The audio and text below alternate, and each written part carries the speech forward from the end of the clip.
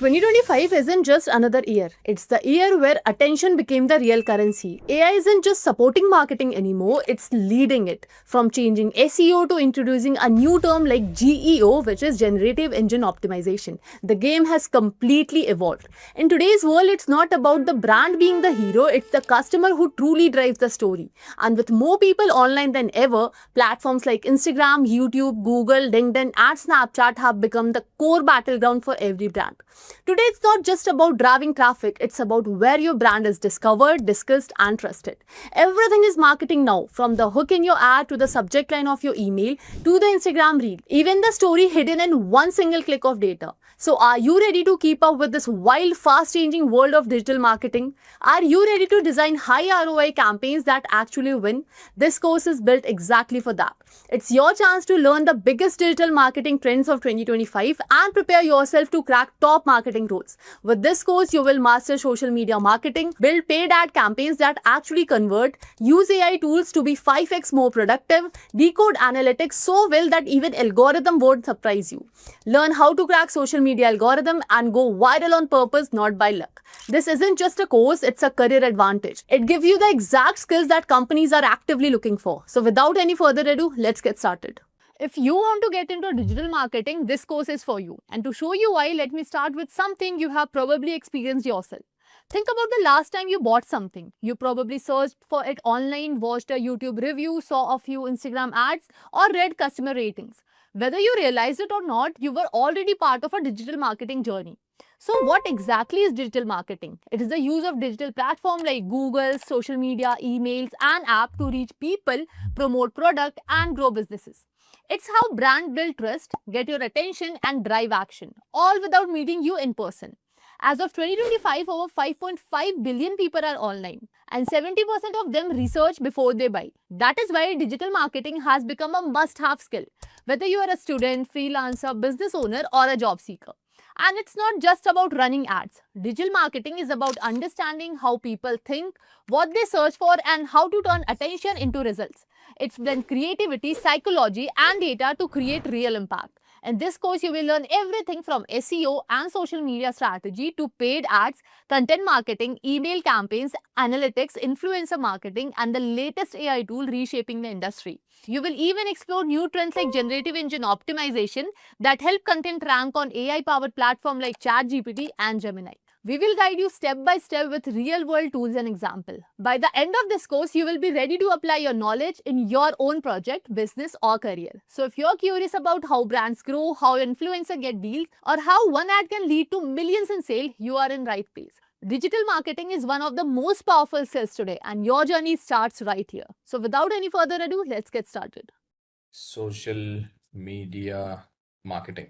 So first, before we start about social media marketing, guys, so any kind of topic that you are listening to, or if you're trying to understand, right, so you should always follow this kind of a framework, right? So this is a formula that I always apply. So it's all about what, why, and how. Okay, so always have this understanding of what, why, and how. Okay, so very clearly what does it mean is, what is actually social media marketing? Okay, so we have to start with the fundamentals, and then why should you invest time in social media marketing for business? All right, and then how are you going to shape the business with SMM? Okay, so SMM is nothing but social media marketing. All right, so that is what you need to be addressing and then understanding.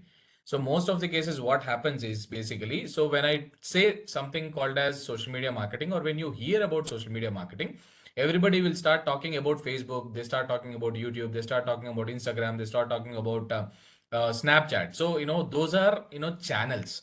But technically, what social media marketing is, basically, everybody might have their own definitions, but you should understand this very clearly. It's all about utilizing the social media channels to create, okay, and inspire the audience to make sure that they are hooked to your brand. Okay, when I say your brand, the business. All right. So social media marketing is all about utilizing all those social media channels to make sure that you create and inspire that audiences, whoever is falling into that kind of consumer set. You have to make sure that they are hooked to your brand. They remember your brand for a longer period of time. Okay, so that is what social media marketing is all about.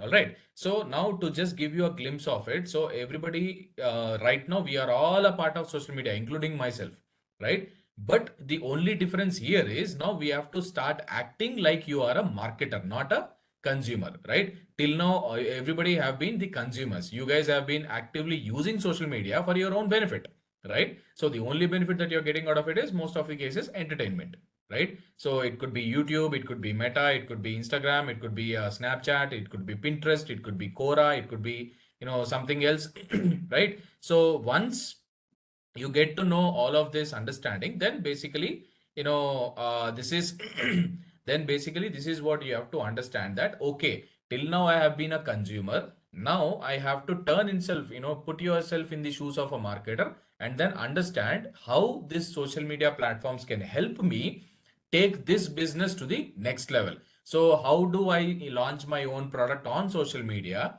and make sure that everybody is trying to get to know about my brand? Or probably once you get to know about the brand, you will eventually fall into that bucket of sales and all of that. Okay, so that is what you have to understand about social media. Okay, so most importantly, you have to turn yourself into marketer rather than a customer. All right. So that is what social media marketing is all about. Now, why should you invest time in social media marketing for businesses is because of one simple reason called as audience size.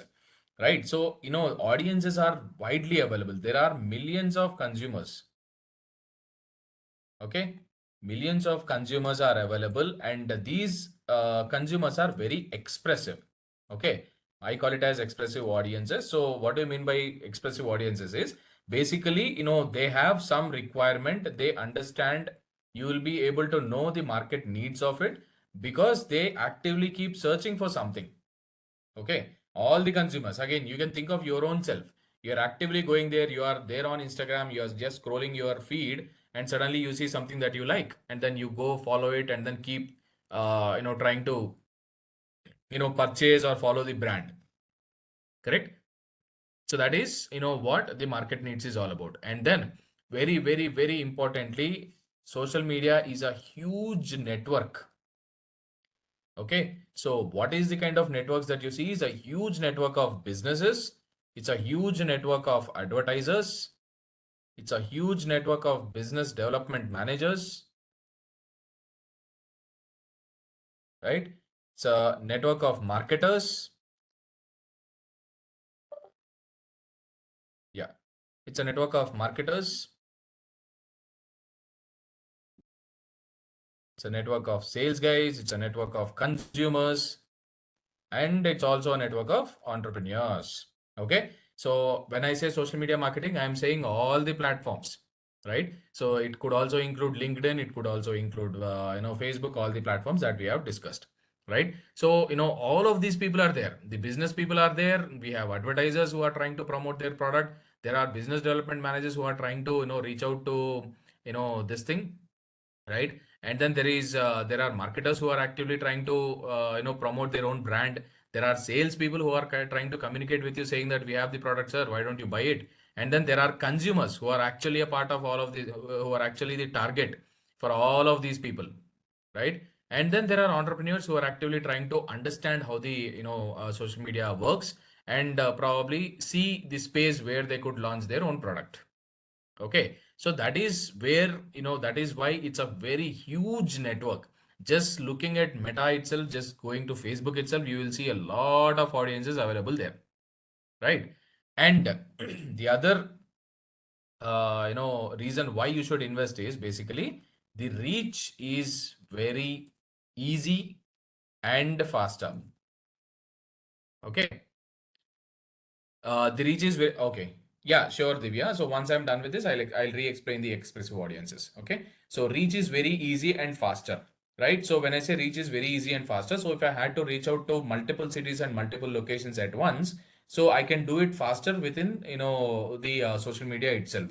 Let's say I wanted to promote a product called as, let's say, Rare Rabbit. Okay. So Rare Rabbit is a brand which is into apparel industry, which is into clothing. So if I had to promote a new launch, okay, new launch of my gear, so what I'm gonna do is I'm gonna target Mumbai, I'm gonna target Bangalore, and I'm gonna target Hyderabad and Chennai. So all four regions I can instantly just go and then bombard it, right? So all the four towns will be able to access this, right? So that's the kind of reach that I can do, which is very easy and faster as well. If I had to use the traditional methodology, then I had to look for the space for this commercial hoarding or all of this. So that is gonna take a lot of time and effort as well, and most importantly money, right? But that is not required here. So reach is very easy. Right now, explaining again the expressive audience, guys. So what does this expressive audience mean? So anybody online, I'll tell you in a very simple and easy manner, right? So the audiences are, explaining themselves that I like this, I don't like this. Okay. So simple. I'll give you an algorithmic explanation here, right? So every day you go to Instagram or you go to Shorts or you go to these platforms, and then whatever that you like, you instantly hit that likes, correct? Likes or these reactions that you have, correct? So when you are doing that as a process, basically what is happening in the background is you yourself are giving a confirmation to the platform that I like this kind of a content, right? When you are doing this so when you are giving that expression of liking something, commenting on something, sharing something, the value keeps on increasing, right? The more kind of likes that you have or that you do on certain content, the more likely is what you see the similar kind of a content, correct? So that's the reason why, for example, if I take few names here, so for instance, so let's say Abhinav has his own feed, right? Or Akshay has their own feed, Anderson has their own feed, and then Bharat has their own feed, Christina has a different feed, Darshana has a different feed, and then Kavya will see an entire different feed. So looking at all of this, basically one thing which is very clear is no feed is similar to the other one, correct? So I'll have a different feed altogether. Will have a different feed altogether. Divya will have her own feed, right? So nowhere it is a cross. Why is that happening is purely because of your own engagement, right? So based on that user engagement, the users are unknowingly expressing themselves, right, on the social media with a simple click on that like. Got it? So that is what expressive audience means. This is stage one. Stage one is just liking it, right, in the news feed. Stage two is commenting something, right? When you comment on something saying that this is great, I have never seen something like this. So some people will use these, the Gen Z words, all of the Gen Z expressions right now that we have is LMAO, you have psych, you have, different terminologies like LOL, ROFL, all of these things, right? The Gen Z abbreviations that we have or the millennial abbreviations. So all of this will give next level of impact. So when the algorithm detects that you are loving this kind of a content, and when you are expressing it directly, that, this is, next level. I like it. So now algorithm tweaks it in a different,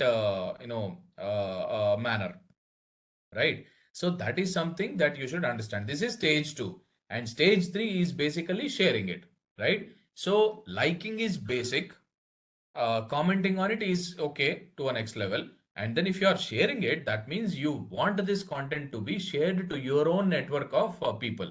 It could be in a WhatsApp status, it could be just a story, it could be sending it to your own WhatsApp groups, right? All of this now based on the activity that you are doing. So all these are expressions only, correct? So without your own understanding only, you are feeling it, you are doing it, you are actively pursuing all of these activities. So all of this falls under this expressive audience. So now, based on these expressions, basically, so you will automatically understand how the consumers are, looking for. What are the consumers searching for, right? So what are the, market requirements right now? So, why do you think everybody searches for air conditioning during summers, right? Why do you think everybody is searching for these hoodies during the winters? So it's a, market need. That's a requirement coming from the audiences, right? So this is very basic. This is, the example that I gave is very basic in terms of, you know, when I say basic in terms of, the regular stuff. But, some other market requirements saying that, okay, suddenly you have some other, trend that is going on right now, right? So based on that trend, you can create that, a need for it. So simply to give an example, let's take Soul Store, right? It's an apparel brand. So which is purely into these fandom, right? So DC Comics, Marvel, all of that. They imprint Iron Man, Batman. They'll do, all this imprinting on the t-shirts and everything, and then they simply sell for it, right? So then people automatically, one or the other way, they start searching for similar kind of this thing, right? So that is where you can tap into the market needs. But does anyone search for products on social media? Yeah, absolutely. So there is something called as marketplace, Avirup. So, if you go to Facebook, you will see something called as marketplace. So there are a lot of audiences who actively search for it, right? But I think probably you are comparing with Google search. Google search is dominant. Google search is the next level. So probably if Google search is 100, I am talking about social media searches, which is basically probably, 10 to 20% of what Google is doing. Okay, but still people go to that marketplace, look for those kind of products or anything. So because of only one reason, they might get something as an offer, right? And that is what you get in the expressive audiences. I mean, get through the expressive audiences, right?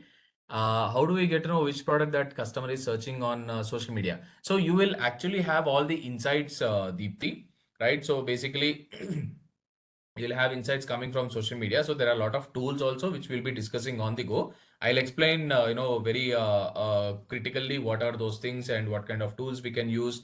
How do we know what kind of products or what kind of searches are happening on social media? We'll get to see all of that in the upcoming sessions. Okay, so I'll explain that when the right time comes. Yeah. So, that is what, we have with the audience size. And then, basically other reason why you should invest time in social media is one of the reason. So basically what happens is when you are trying to use this as a business, it is much more convenient compared to the actual marketing, the traditional marketing methodologies, right? So that is why you have to make sure that you are understanding this thing right, and you're understanding the audience, the type of audience that we are tapping into, the kind of audiences that we are tapping into. All of this is a part of the process, right? So that is where you need to keep an active, time in terms of understanding the consumers more and the product more rather than, the platform, right? So everybody does this in reverse. So what people are doing is basically they are simply starting away with all the social media channels and then starting to create content, and then they are trying to dump the content across social media, right? But what's the point of doing it? I'll just give you an example, right? Let's say there are male and female, who is a boyfriend and a girlfriend. Okay, so a boy and a girl who are in love, so they are who are actually falling in love. Probably imagine that the boy has a crush on her, right? So now when they first try to go on a date. Okay, so the boy approaches the girl and then he's trying to, impress her in certain way. Now, when he's trying to impress her in a certain way, obviously there is certain, there are certain rules that, usually people follow, right? I don't know what Gen Z is following right now, but at least, when I was in college, so we had certain, decorum that we used to maintain when we are approaching girls, okay, in terms of asking for a date, right? So you go, you dress well, you talk well, you make sure that you are, putting your proposal right, you're trying to impress her, you're doing, as a boy, you're trying to do that, right? At the same time, the other person is also trying to, accept it based on the kind of proposal that you're putting, right? Now replicate the same concept here in business, here in social media, right? When it comes to social media as well, you cannot go, as you wish, right? You need to follow certain rules. You need to understand what the other person likes. And based on that, you have to make sure that you are giving your value in that. Correct. So when I know that, when I know that my crush, likes these kind of things, I try to present her as gifts, when I approach her. Correct. So if I'm not doing that, I mean, that's a way of impressing the other person. Correct. So now when you're trying to do that on social media also, you have to have a similar kind of an approach. You have to treat your consumer like your girlfriend or boyfriend, right? So at least you have to think like, you have only, a few chances available, and you have to take that chance in terms of proposing them right. Right. So the only discussion that you have is, the limitation that you have is the product. You have to impress the consumer in all ways possible to make sure that the consumer is liking your product in the first place. Right. So you cannot take chances later, right? So, that's the biggest catch. So based on that, you have to start looking at a social media slowly and steadily, understanding the consumers, right? Understanding the kind of audience you want, and then start building everything from there.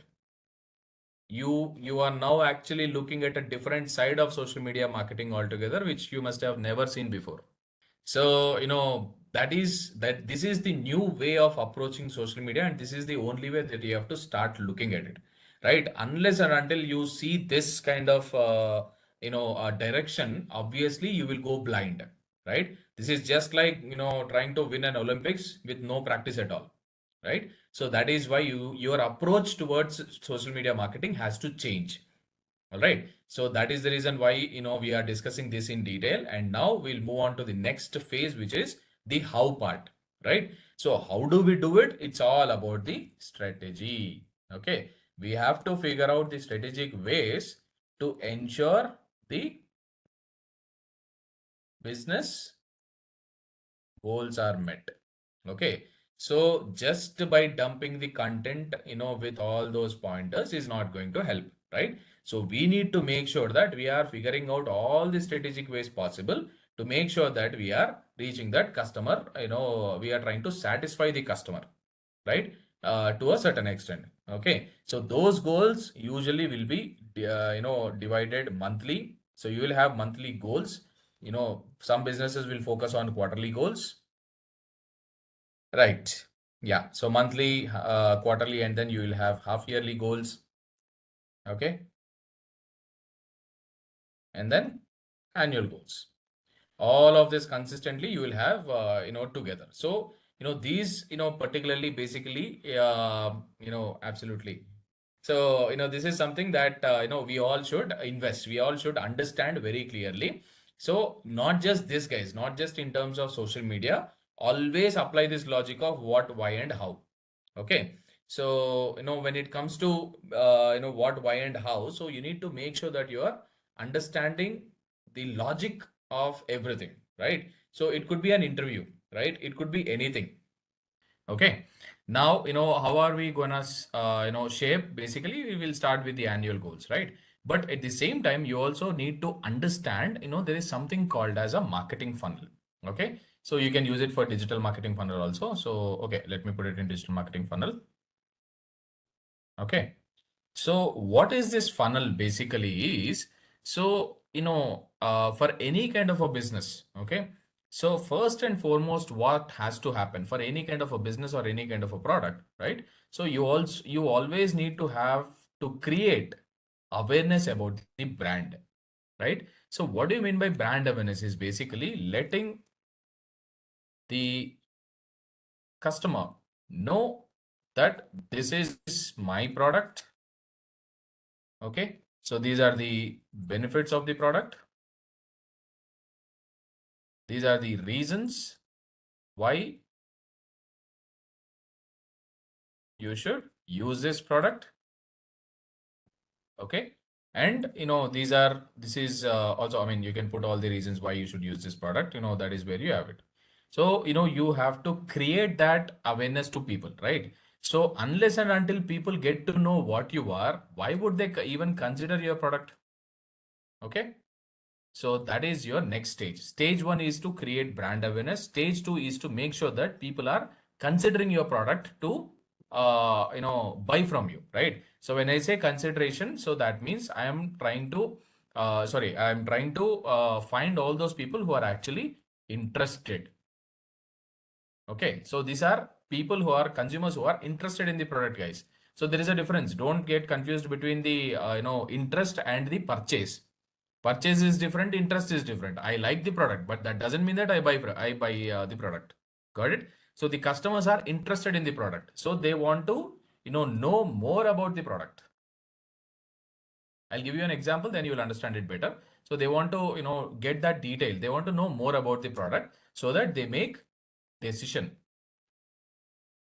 Gets easier at this stage.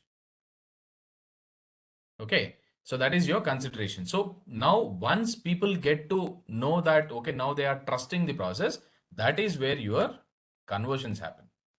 Okay, conversions are nothing but a sale coming from the customer after they have thoroughly understood the product and the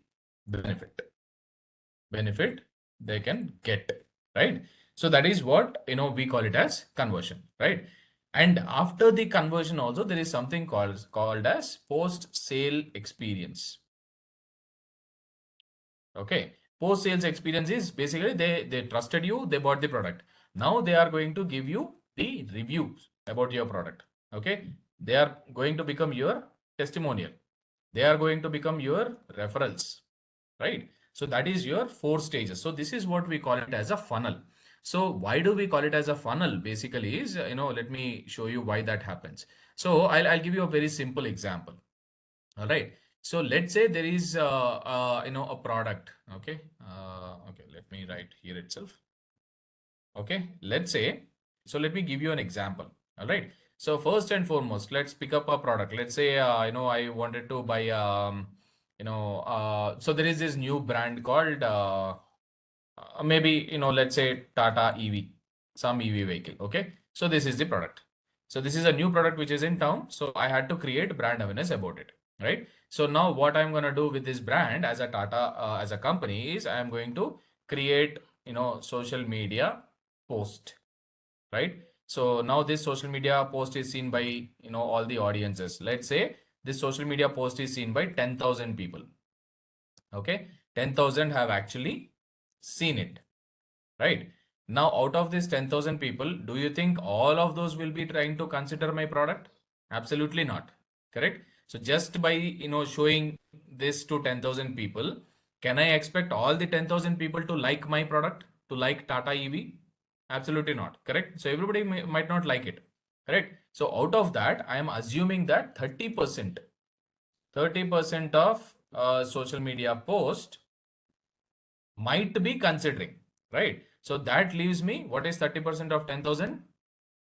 30% of 10,000 is 3,000 people, right? So 3,000 people might consider, I am not 100% sure. I am assuming that 3,000 people might consider that, okay, this product is good, right? Now, out of 3,000 people, do you really think, these 3,000 people will become my consumers? I mean, get converted to buying it? Again, absolutely not. I'll take 10% of it. 10% of, this considered audiences, 10% of consideration, that becomes 300 people who have chances of buying, right? Now, out of these 300 people who have that chances of buying, there might be again 10% sale, 10% conversion rate, right? So 10% of it is 30. So finally, I might get 30 sales. Correct? Look at the numbers. If 10,000 people see it, there is a chance of 30 sales. Again, 30% and 30%, 10%, these are all bigger numbers, right? So you see, basically this is a funnel. So the awareness has to be created to these 10,000 people. So that is, 30, that might lead you to 30 sales. But if my, conversion rate, if I have to make sure that I am selling 300 units, then this has to be at least 1 lakh people. Got it? So that is what you have to think about. That is exactly what this is. So now people will, come to you and then say that, no, I directly want sales. I want conversions directly. So which is very bad. You cannot do that. You cannot create conversions unless and until you create this brand awareness and consideration. Got it, guys? Clear, everybody? I repeat myself, simple. If there are 10,000 people who have seen your product, out of that 30% might, showcase interest in your product. And out of these 30% of it, 10% might consider your product. And out of 10% who has, considered your product, only 10% might convert. 10% of this one might convert into a sale. Might, again, this is also not 100%, right? So because of this only, you need to follow a funnel, right? So that funnel involves every kind of a product, any kind of a product, you has to go through these stages only, for sure. Without these kind of a stages, there is no way that you can surpass the point of making sure that the sale or a product marketing happens, right? So all the thing that we are doing at these stages, these two stages, is all the social media marketing. Got it? So that's why we call it as a funnel. Clear, guys? Now I'll show you visually, so that you will understand much more easier. Okay. So digital marketing, I'll show you a visual explanation so that you will understand it much more easily. So this is how visually it will look like. So all the lead generation, stage that you're seeing right now, this is technically the sales part of it. Okay. Typically what happens is at this awareness stage, you are trying to use all this content marketing, social media, all the SEO, SEM and everything here at this point. Slowly, these guys will start getting, little bit of interest over a period of time. For them, you will use a different tactics. So you'll have decisions and then you have the action being taken. So it's a universal model called as IDA. So you create that awareness and then you drive them towards interest and then you try to ease their decision making process, and finally you let them take action in terms of buying a product, right? So all this process, I mean, all of you also will have to this kind of a you will go through this kind of a process at all stages, right? So everywhere you will see a similar kind of model working. Only thing is, you as a consumer will never know that. Okay, so I'll give you one simple example. Everybody must have gone through Amazon, correct? You must have at least, at least recently also you must have gone to Amazon. So you must have done that a typical window kind of a shopping where you are just simply exploring a product, right? So when you check the product, you have gone to that product page, checked the pricing, checked the specifications and everything. Because of some reason, you exited the Amazon application at that point of time. You will exactly see the same product sometime later in a different website. Have you everybody gone through this? I'm sure everybody must have done this. Everybody must have gone through this kind of a same product seeing or following you everywhere.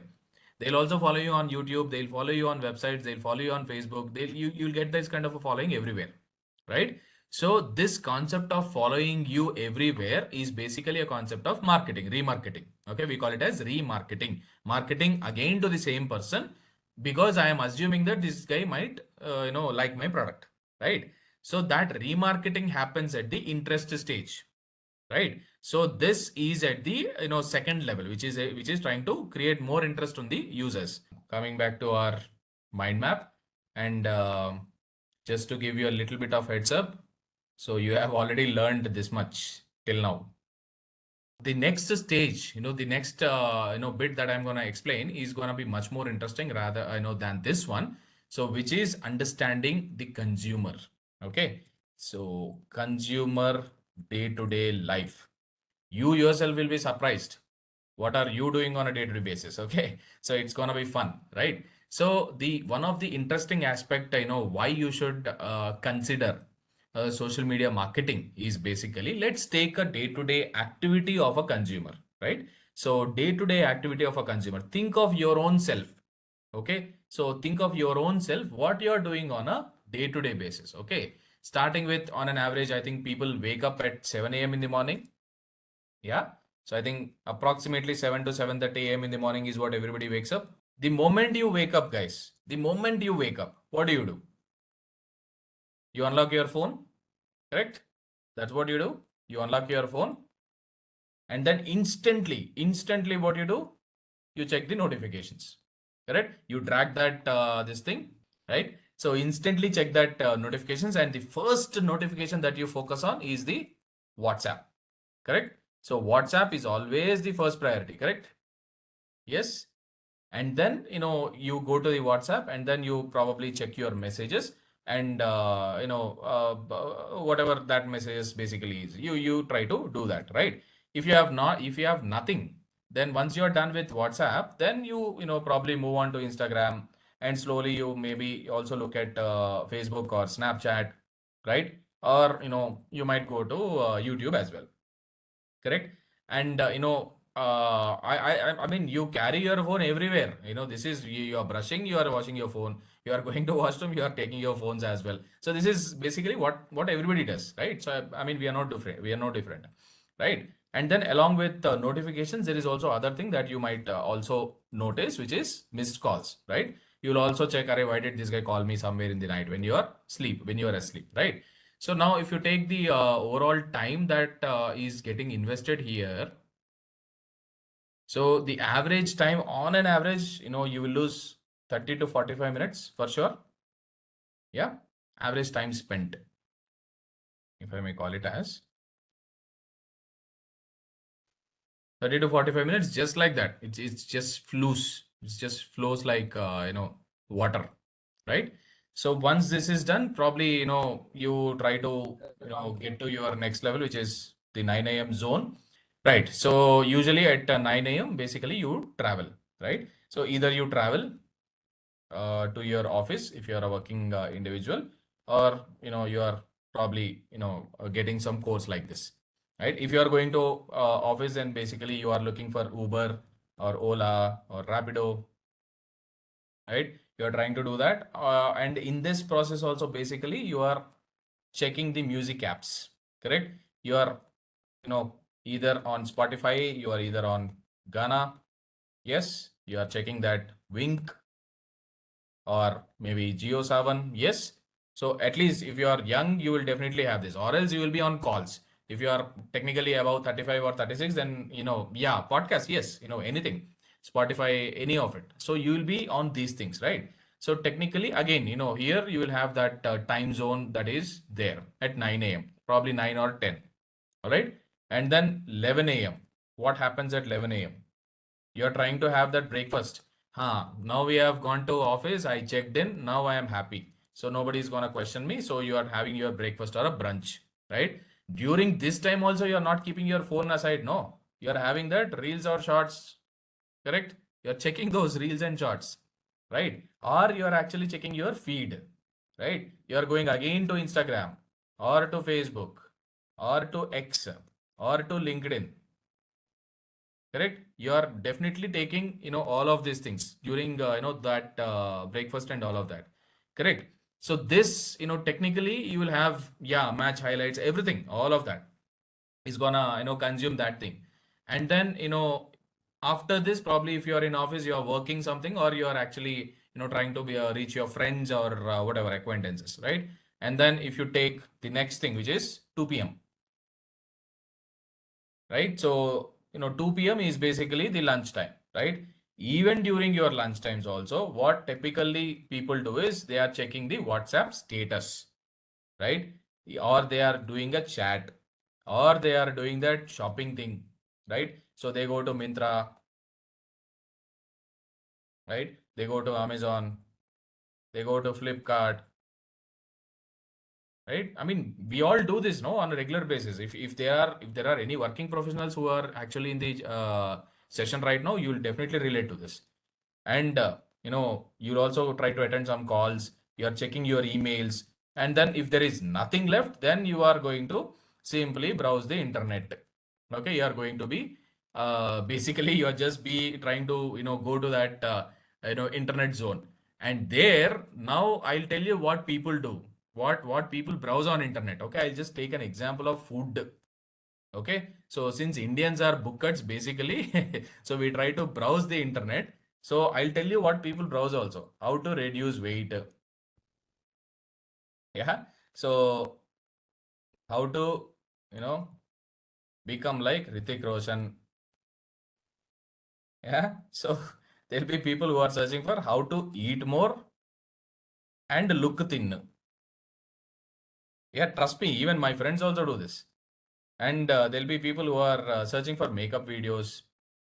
Yeah, there are people who are searching for cooking videos, probably on YouTube, right? And then they are also trying to do that DIY, right? So this is what people do, and this is happening. This is definitely happening on that during the lunch times for sure, right? And all of this technically, easily it goes by 2 hours. 2 hours for sure. 2 hours is simply gone.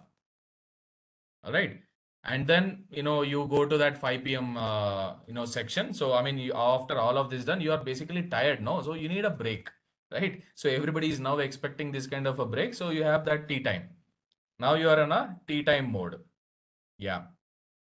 Right. So the tea time mode basically is where you try to do or, search for this workout or, some kind of sport activities. You are trying to do the chit chat,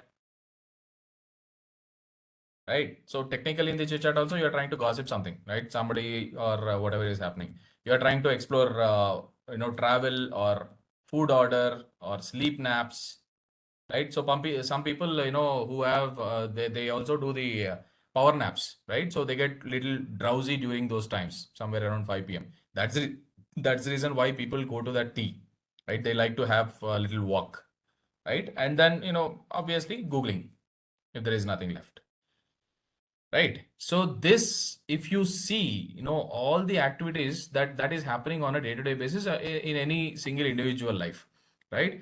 And then finally you have only two time zones after this, which is 9 p.m. time zone, and then there is 11 p.m. time zone. Okay. 9 p.m., everybody will do, what is happening. So you are focused on that food ordering, right? Or you are looking for some party places, right? If it is Friday, right? Right now we are on the Saturday evening, right? People must have done that, right? They are looking for maps, they are looking for next day plans.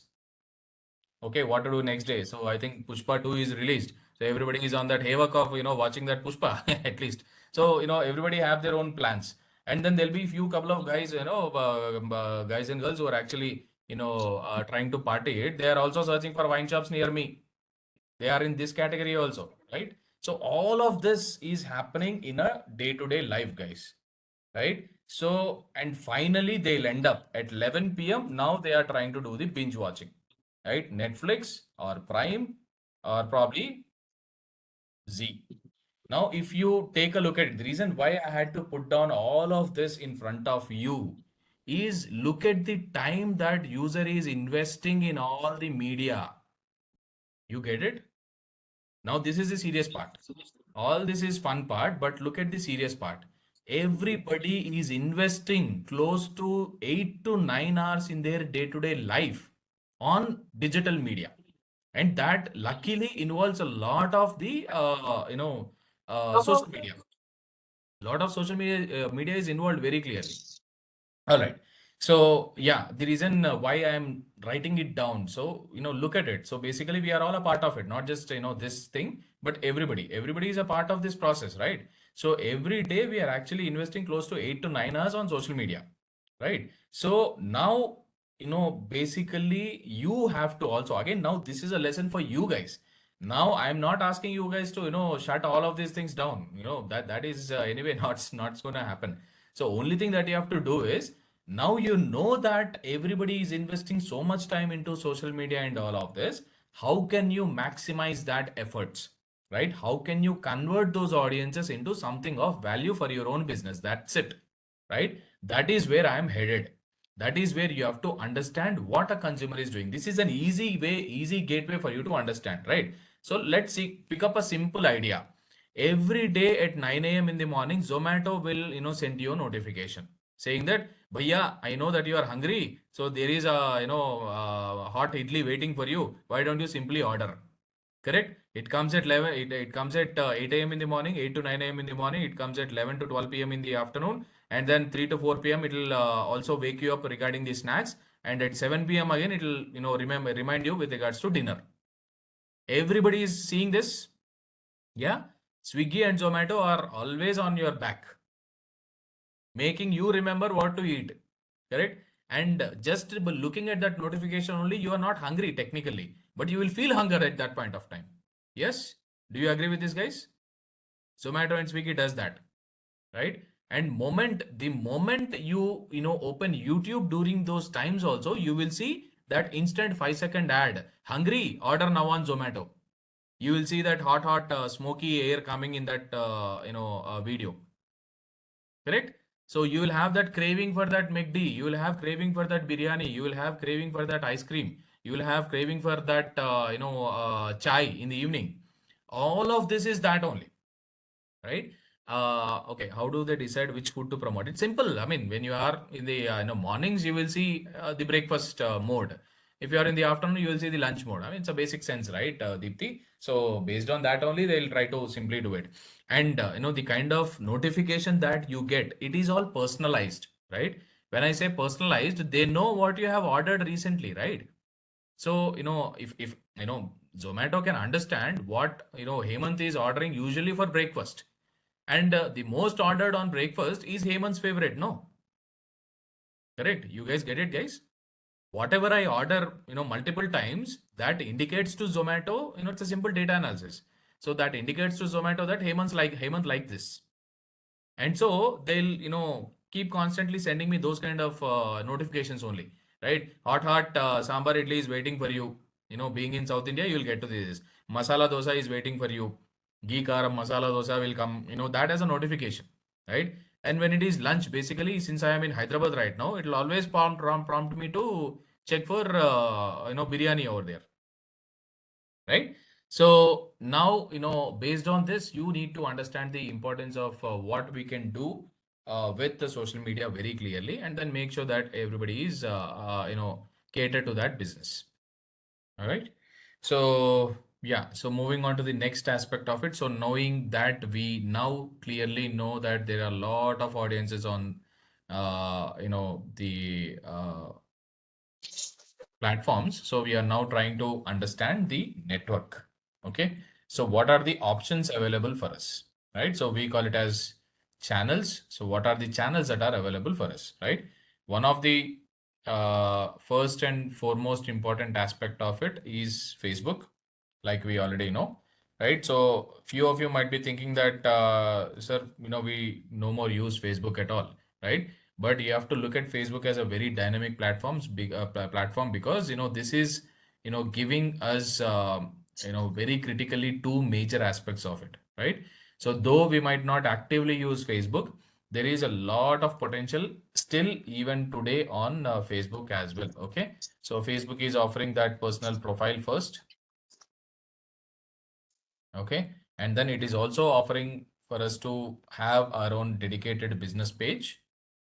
First and foremost, I think personal profile, pretty much everybody knows about it. I'm not going to take too much of detail here.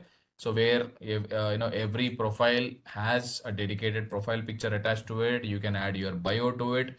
Okay, so basically everybody doesn't write anything at all. So you have to now start acting as the representative of a business. You have to present yourself as a marketer, right? So you have to do little bit of cleaning, right? So always try to write who you are and present about yourself. Okay. So I know what is there in your Facebook also. I can understand and relate what is existing on your Facebook. So in your Facebook, basically you will have all that junk, correct? So it's high time that you clean your junk, right? So why I'm saying this is, guys, basically this is very, very important for everybody, right? So you have to make sure that you are cleaning your Facebook profile, right? So you must have liked everything, all the nonsense on the planet at that point of a time. Probably I'm talking about 5-6 years back. So you have to clean that profile, right? Why? I'll tell you the logic, right? Um so basically, what is happening here, in terms of Facebook is, I mean, not just Facebook, in all the platforms. So very specifically, why I'm talking about Facebook more is, you have to stop, following all that junk, following all that likes, shares, and comments and everything, whatever that you have been doing. You have to start putting yourself in a different zone altogether. Okay. Why is basically, till now you have been a customer. you have been enjoying the entertainment, for your own self.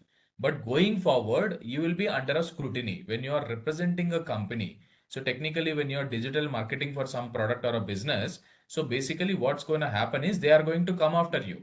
They are going to look at your, Facebook profile. They are going to come to your LinkedIn profile. They are going to come to your Instagram. They are definitely going to get connected with you on these platforms.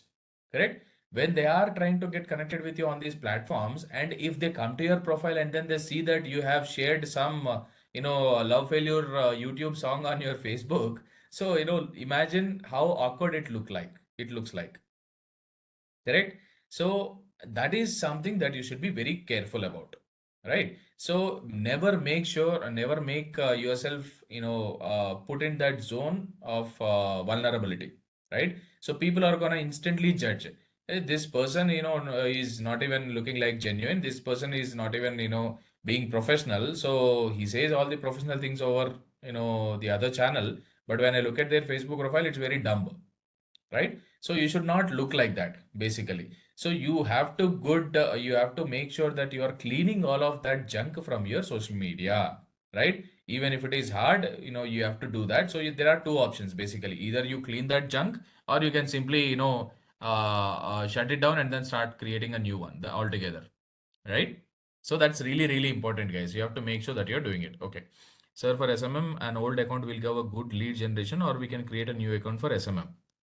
No, old account will always have a better value, Shanmuga. Basically, that's the reason why I'm saying to clean it, right? So when I say clean it, basically Facebook always puts older accounts into first preference, right? So I mean, the more older your account is, the more value your account has. That's it. So your ad account will be activated. Your profile also has some weight.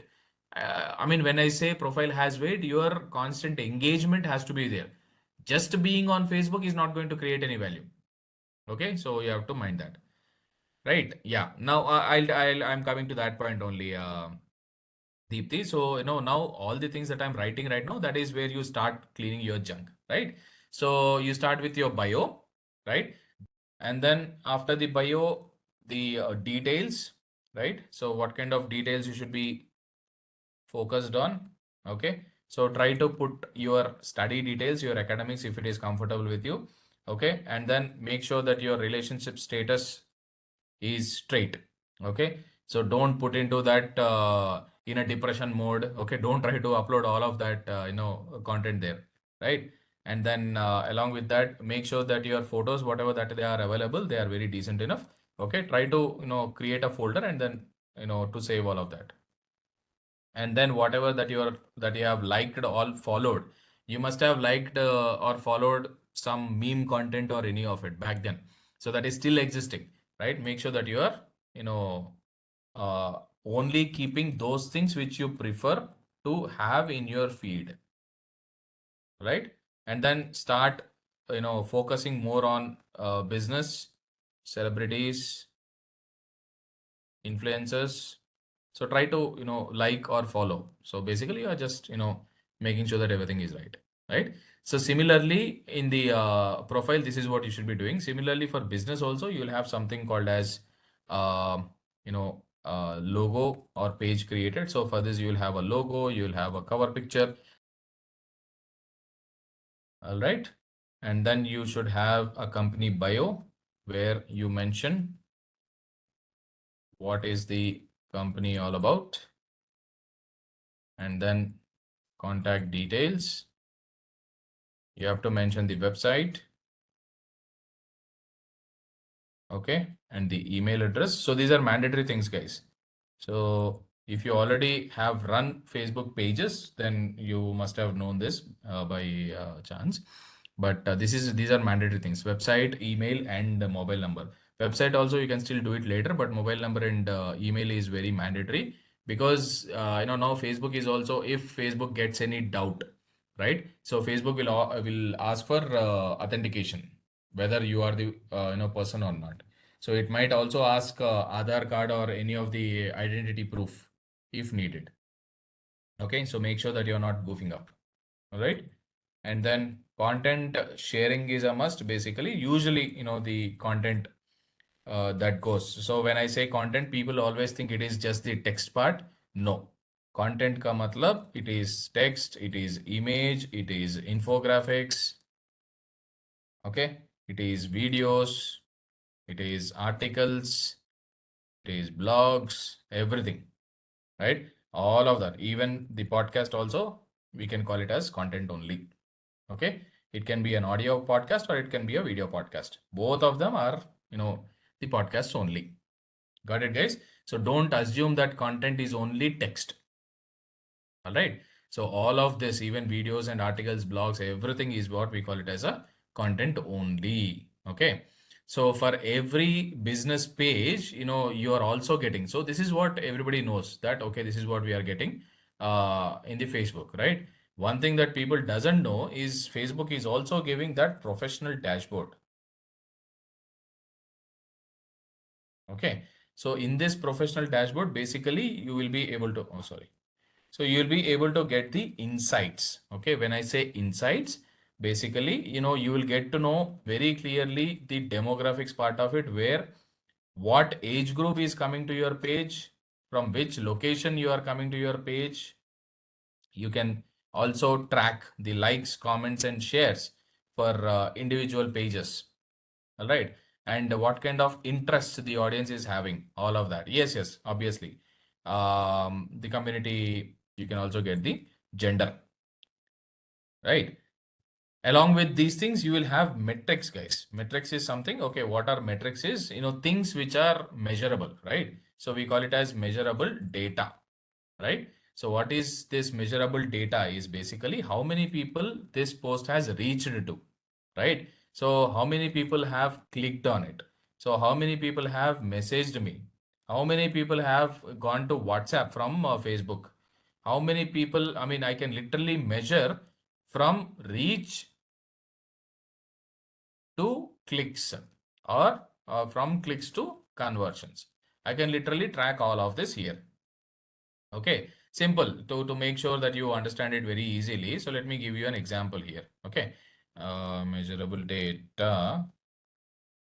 Okay, let me give you an example here. So basically, let's say, you will see that boost post on Instagram, right? Have you seen that? Anything that you post on Instagram, you will see a tiny tab or a blue color button called as boost post.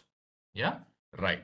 So that boost post, right? If you have, let's say, for example, there is Lena. Okay. So Lena has posted something. So Lena, let's say, for example, Lena owns this product called as let's say Rare Rabbit, okay, or Zara for that matter, okay. So she's owning one of the franchise called Zara, right?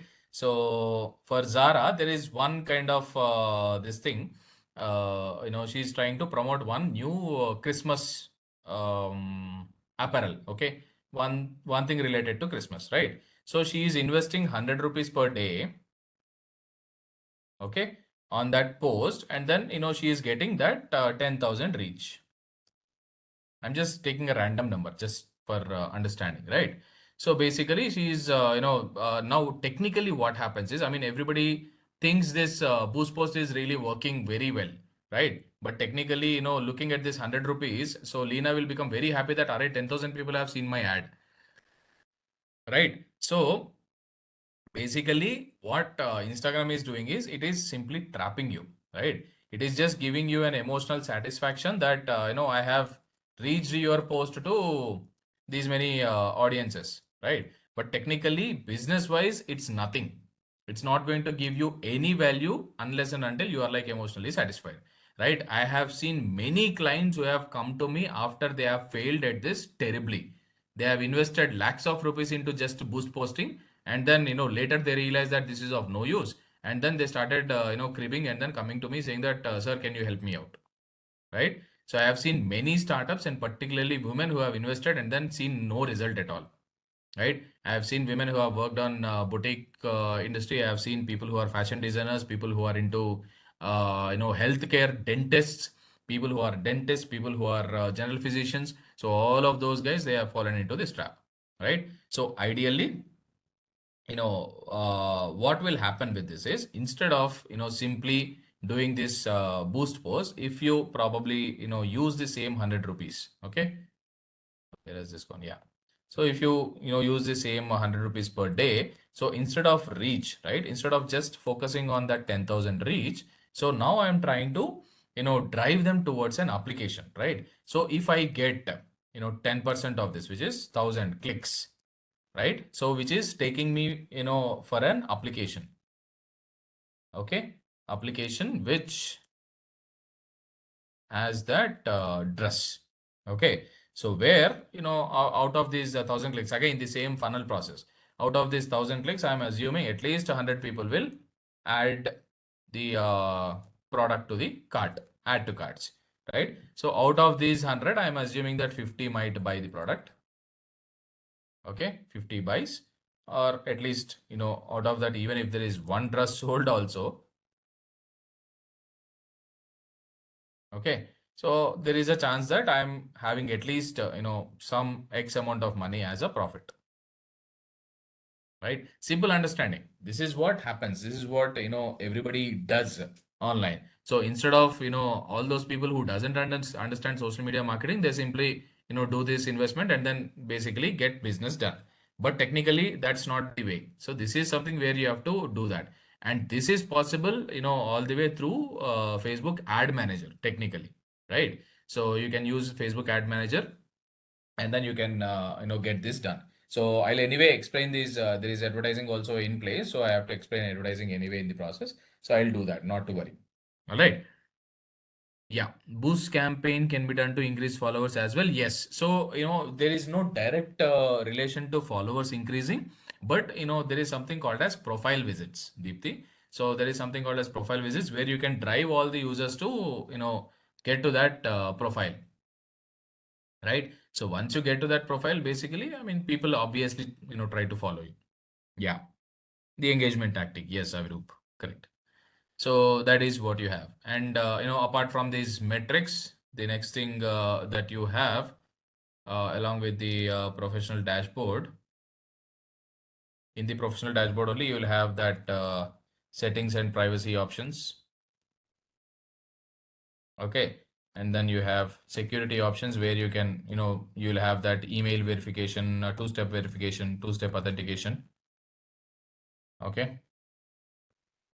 Two-step authentication is basically, I mean, if anybody is trying to hack your uh, Facebook page or something, you can, do some activity there, right?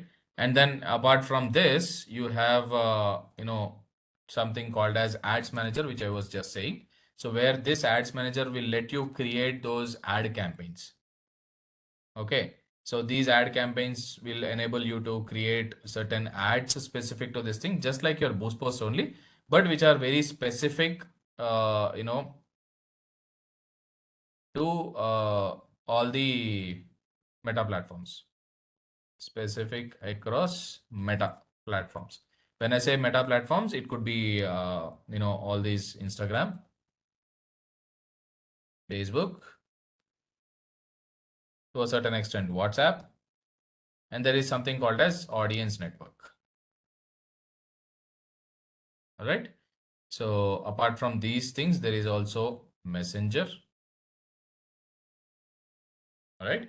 So these are the places. So now, all of these four, anyway, Instagram, Facebook, WhatsApp, and Messenger. What is this audience network is? Audience network is nothing but basically an extended network. Okay. Where there are other networks who are sharing the information with the Facebook. Okay, these are also similar like Facebook only. So these guys are running their own platforms in different channels, but they are also contributing, to Facebook, saying that, okay, boss, I am okay if you share, whatever that you want on my channel as well. That is what it is, right?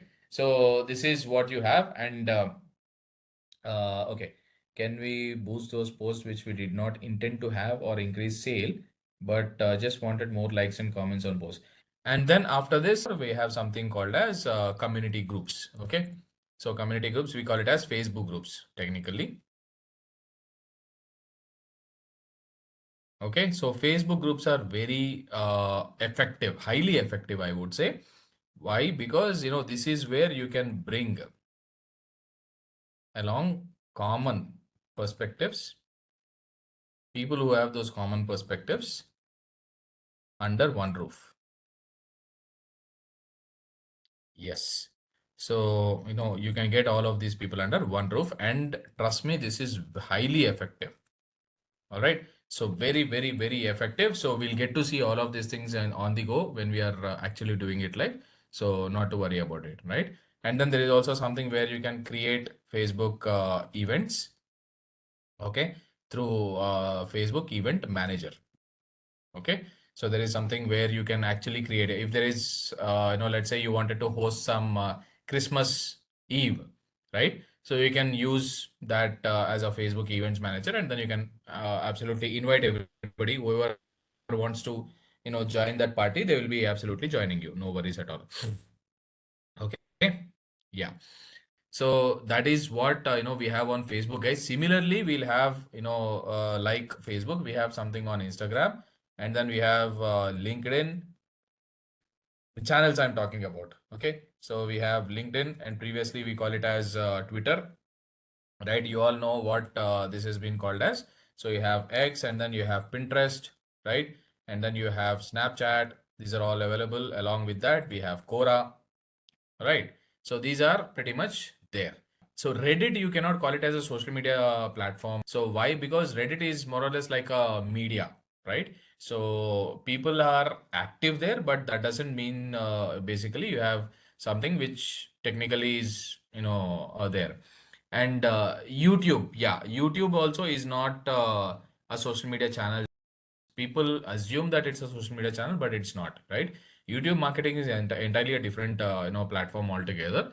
Why? Because simply understand now, looking at all of these whys, why, what, why, and how. So it is not any kind of a communication channel. People don't go to YouTube to talk to somebody, correct? Yeah. But if you look at all of these platforms, people engage with brands. They talk to these brands. They communicate over these platforms, right? So they make friends over these platforms, but they don't make friends on YouTube. So they just follow some content which is being constantly shared. So never consider YouTube as a social media channel, right? So there are certain people who take it as a social media channel, but my perspective is very clear. So never make sure that never make YouTube as a social media marketing channel. WhatsApp for business is a you can call, I mean, you cannot call it as a social media, but it's a communication channel again. That is also not a part of social media, because WhatsApp business is basically just for communication. You cannot dump the social media post like you are doing it on Facebook and all of that. And also it is very personalized, right? You cannot send it to everybody, correct? So if you see Instagram, whatever that you post, most of it is available for everybody. I mean, you can switch to be available for everybody. LinkedIn, you post something, it is for everybody. X for everybody. Pinterest for everyone. Snapchat for everyone. Quora for everyone. Except Instagram, there is certain setting that everybody cannot see it. If it is a personal profile, if it is a professional profile, everybody can see it. But WhatsApp business, unless and until somebody else will text you, they'll not know who you are. Correct? So it's absolute privacy. Got it? Yeah. So yeah, WhatsApp channels, yes. WhatsApp channels, again, they have to subscribe to your channel like we are doing it for the regular Instagram stories and all of that.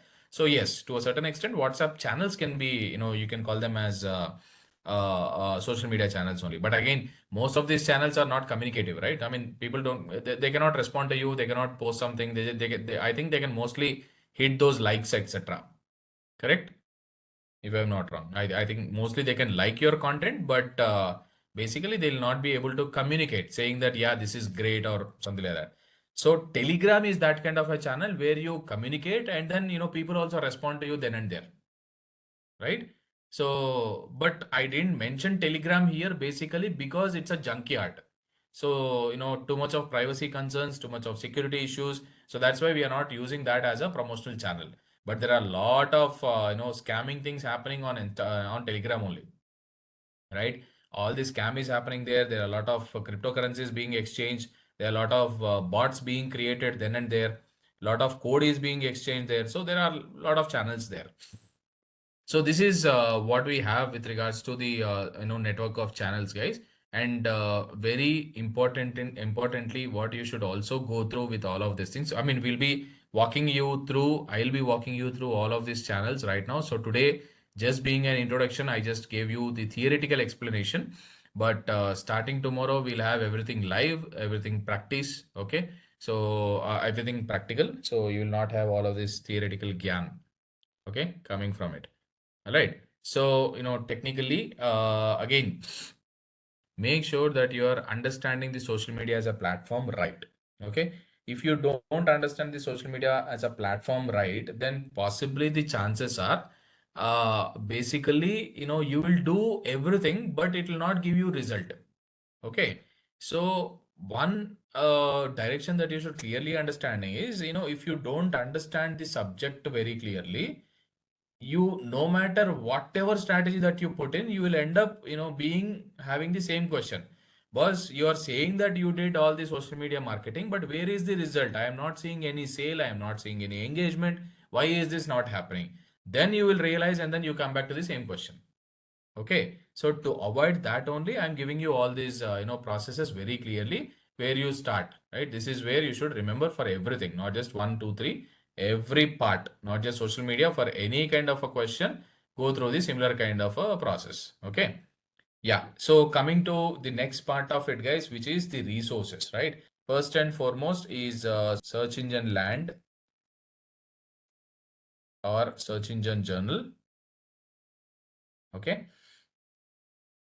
Search engine general is something that you should constantly follow, and then follow HubSpot. Okay. And in HubSpot, there is a topic called content marketing. I'll tell you that later, right? And then actively follow X and certain, people.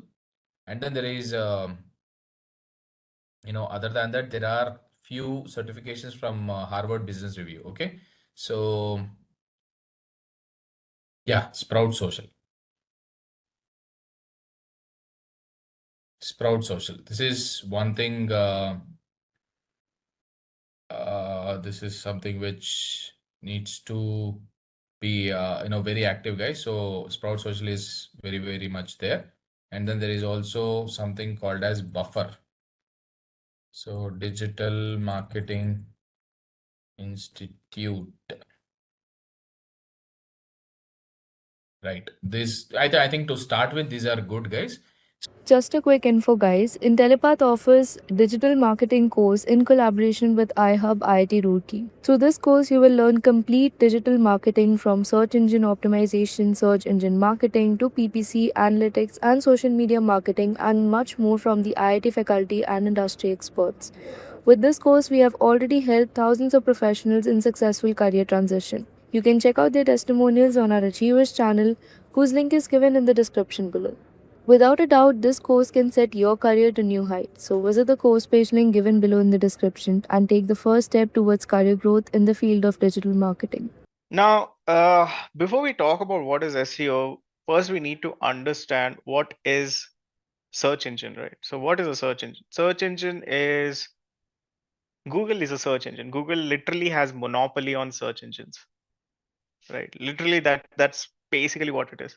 So what we are going to talk about right now is I'm just going to quickly discuss what is SEO overall, and then I'm going to talk about what a search engine actually means and how it functions. So all of us know that a search engine helps us get results based on what we are searching for. But how does it do that? But as we all know, in today's world, Google dominates the world of search, even with AI, even with OpenAI, even with what Bing is doing with OpenAI. Even then, Google has majority market share. On desktop, Bing has about 6.5% of market share, yes. But um, on mobile, Google is the one that dominates. And seriously speaking, uh, in today's day and age, almost I would say 70 to 80% of any website traffic comes from Google. Oh, sorry, comes from mobile. So that's big. That's a major market share. So that's what it is, right? It's essentially SEO is the practice of increasing. So what is SEO? So when it's the search engine, so what are we optimizing with that search engine? So search engine optimization or SEO is the practice of increasing the quantity and quality of traffic to your website through organic search results. For some of you, this may seem like what am I even talking about? But basically, what it means is having more people visit your website while ensuring that the people visit your website actually want to be there. So let's say if you have a physical shop and there are like 10 people coming into the shop. Now, out of those 10 people, if none of them want to make a purchase, that's a bad quality of traffic. But if those 10 people, at least two of them are willing to make a purchase and the rest of them are just interested in the product or services, that is a good quality product, right? So that is basically what quality and the quantity means. So you want to increase the number of people visiting your website while also ensuring that they want to take the action that you want them to take, right? So that's what is SEO. So as I mentioned, Google is having a big monopoly on it. And literally, Google is synonymous to search engine in today's day and world, right? Like, uh, basically, what happens is when someone wants to look up or find a website, they don't say like, okay, I'm going to go and search for it on a search engine. No one says that. People say, let me just Google it. It's a verb. It has literally become a verb.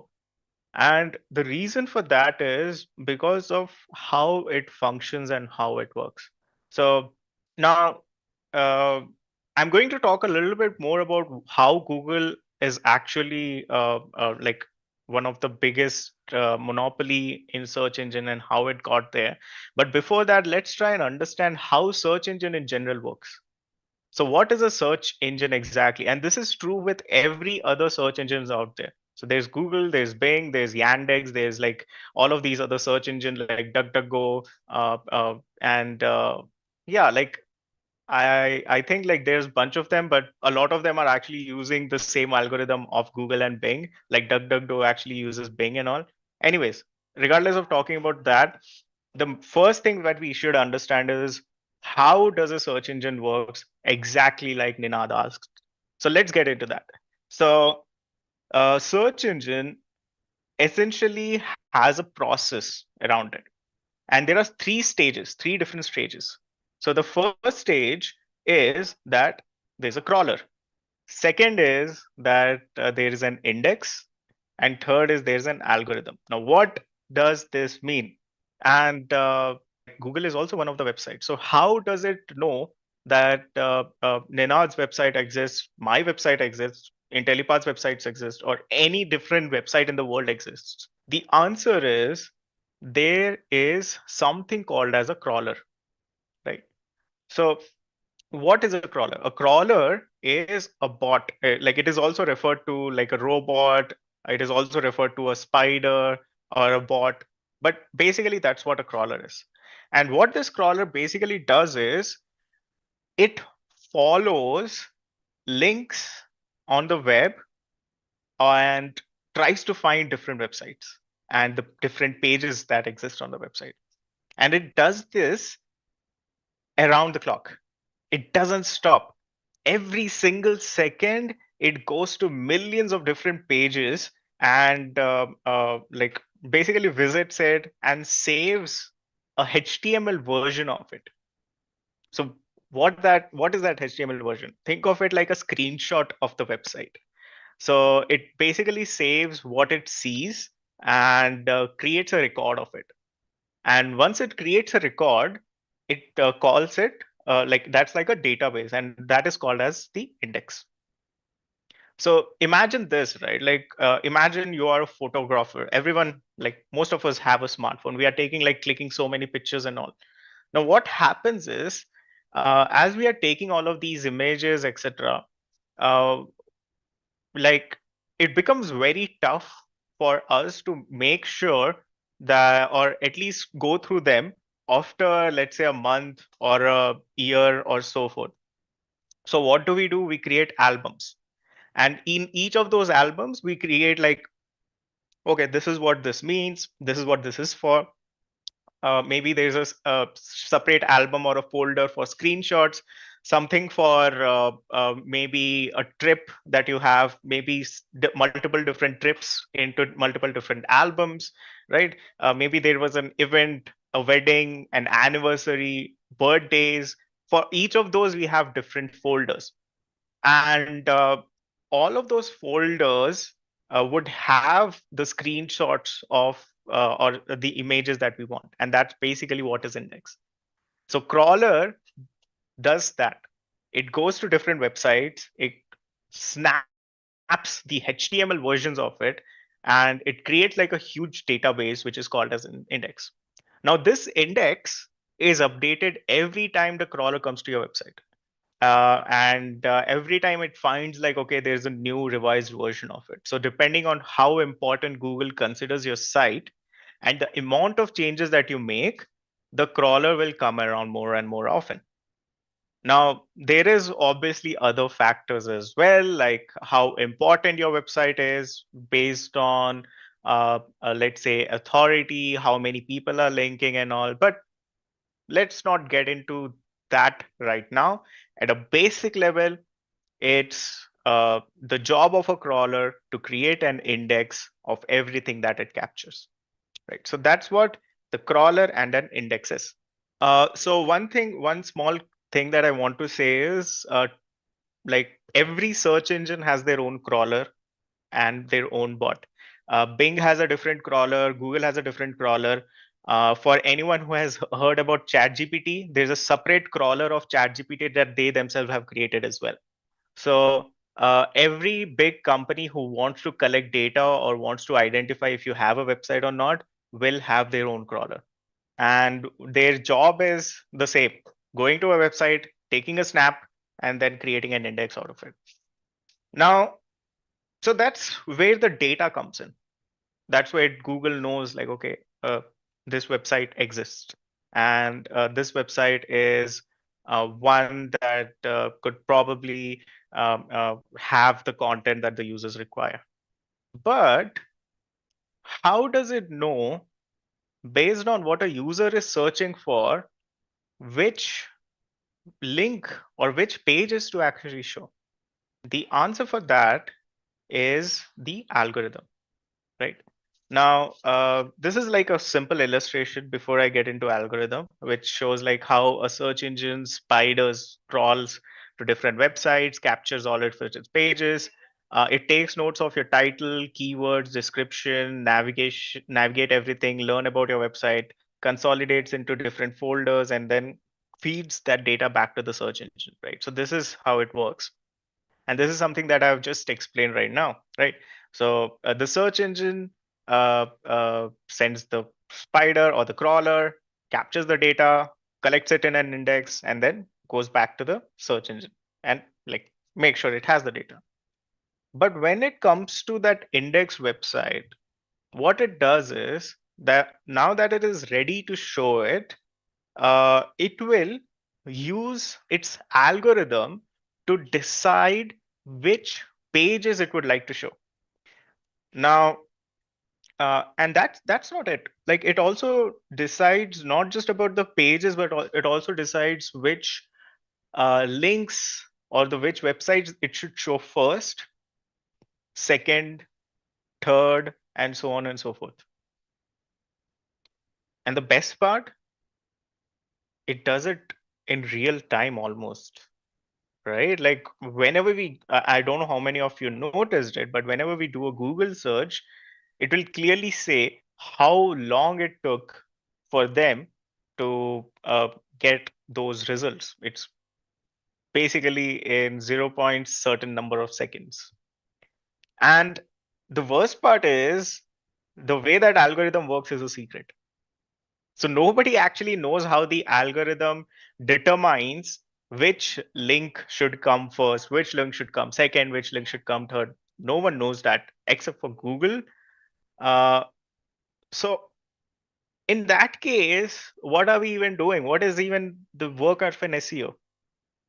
So what we as SEO do is we try to increase the success rate and the chances of our website being or becoming a part of those top websites.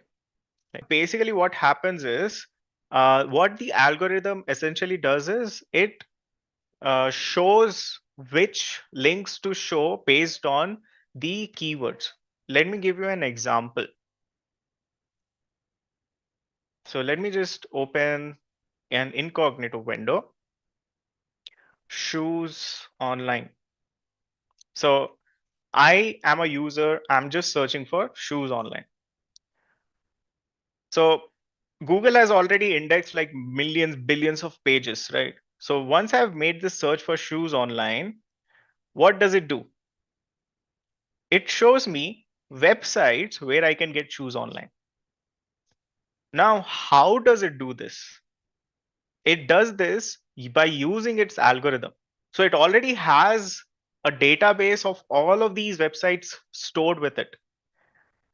What it basically does is based on my keyword, whatever I have typed over here as a user, it will show the websites that are most likely to be relevant and show what I want.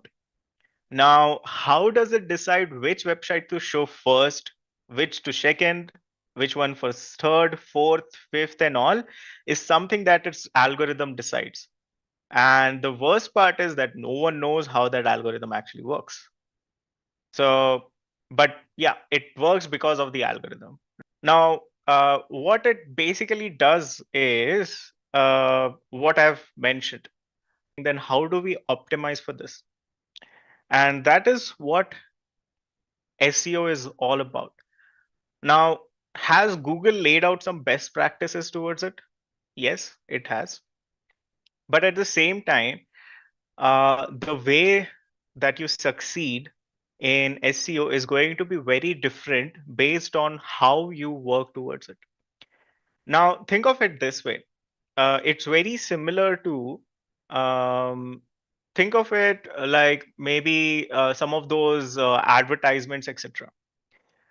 When you actually show an ad, maybe a billboard ad or maybe a radio ad, now based on that, do you know how many sales you're going to get?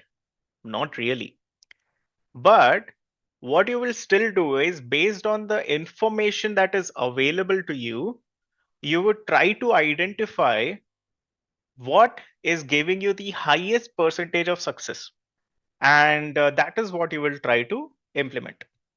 So SEO is nothing but a bunch of geniuses, right? And these geniuses, it's not like specific people, right? There's like so many different communities of SEOs. All of these people together over the course of however long Google has existed have kept working on different websites trying to identify what can potentially bring them a higher rank, what can potentially help them beat their competitor.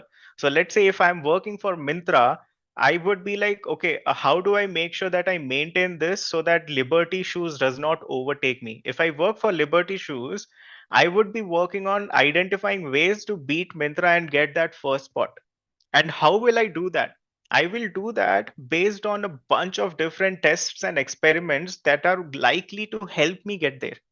And that's basically how it is. It's like literally a black box, and you're trying to work with that black box by inputting some data, feeding some data, or at least leveraging some of the secondary information or pieces of data that you have available based on tests that other people have run. And using those, you're trying to find the best way to succeed. What does it mean? It basically means if you have a website and if you're implementing some of these things, you have a higher chances of ranking up than without using it. So does it mean people who don't use SEO techniques can rank? Maybe, but that's very similar to saying someone who plays gully cricket will be the next Virat Kohli. So, how can someone who likes cricket, who's a child, uh, become or get into the professional cricketing field? They can do it by learning, by identifying different ways of actually achieving it, by going through certain things that are tried, practicing it, seeing the type of results that it brings, and then improving themselves. And that's basically what SEO is. So let's just imagine if you knew how the algorithm works. If the way to get the first spot is by making sure that you are like, maybe that's like a recipe, right? Maybe you know that, okay, by using X amount of this, Y amount of this, and Z amount of this, you will get #1 rank. There are millions of website owners. Don't you think all of them will try to do the same? Then how will algorithm know which one to promote? So that's the reason Google keeps it a secret. Because if Google tells everyone how the algorithm works, everyone will know that, everyone will use the same thing, even if their website is of good quality or not, even if their website is actually helpful or not, everyone will do it. And by doing so, no one will actually work, or sorry, no one would actually get the rank, right?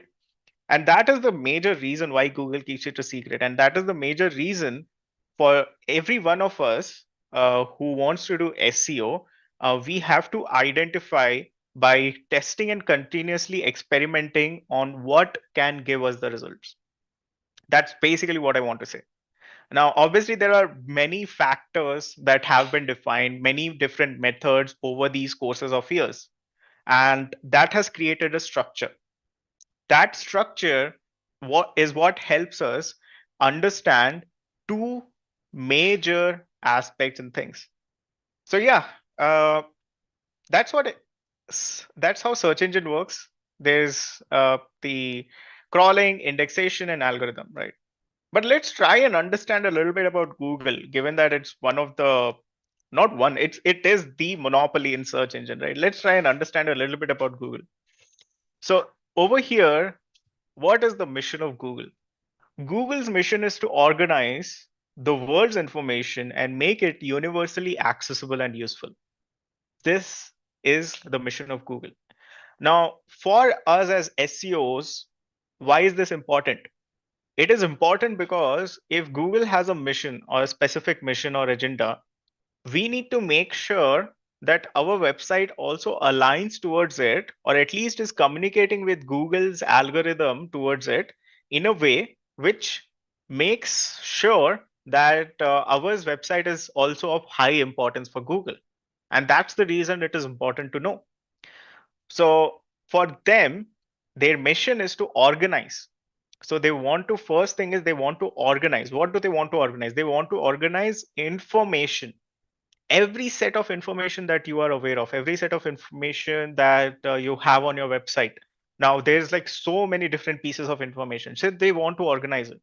If they get information that is already properly organized in the language that they want, there is a high chance that they would prefer your website. Now, in addition to that, if you make it universally accessible and useful, what that means is making sure that the data is easy to access. So your website should be very simple. It should be easy. Whatever information it is that you're trying to share is something that the user is easily able to access it and is actually being helpful. It should not just be something that, let's say, if you're asking a specific question, like maybe how many blocks are there in a rubric cube, and there's a website which says the number of blocks in a rubric cube dash dash dash. You're like, okay, maybe this website has the information. You click on it, you go to the website, and it says, if you want this information, pay us 100 rupees. Is that actually accessible? No. Is that useful? You wouldn't know.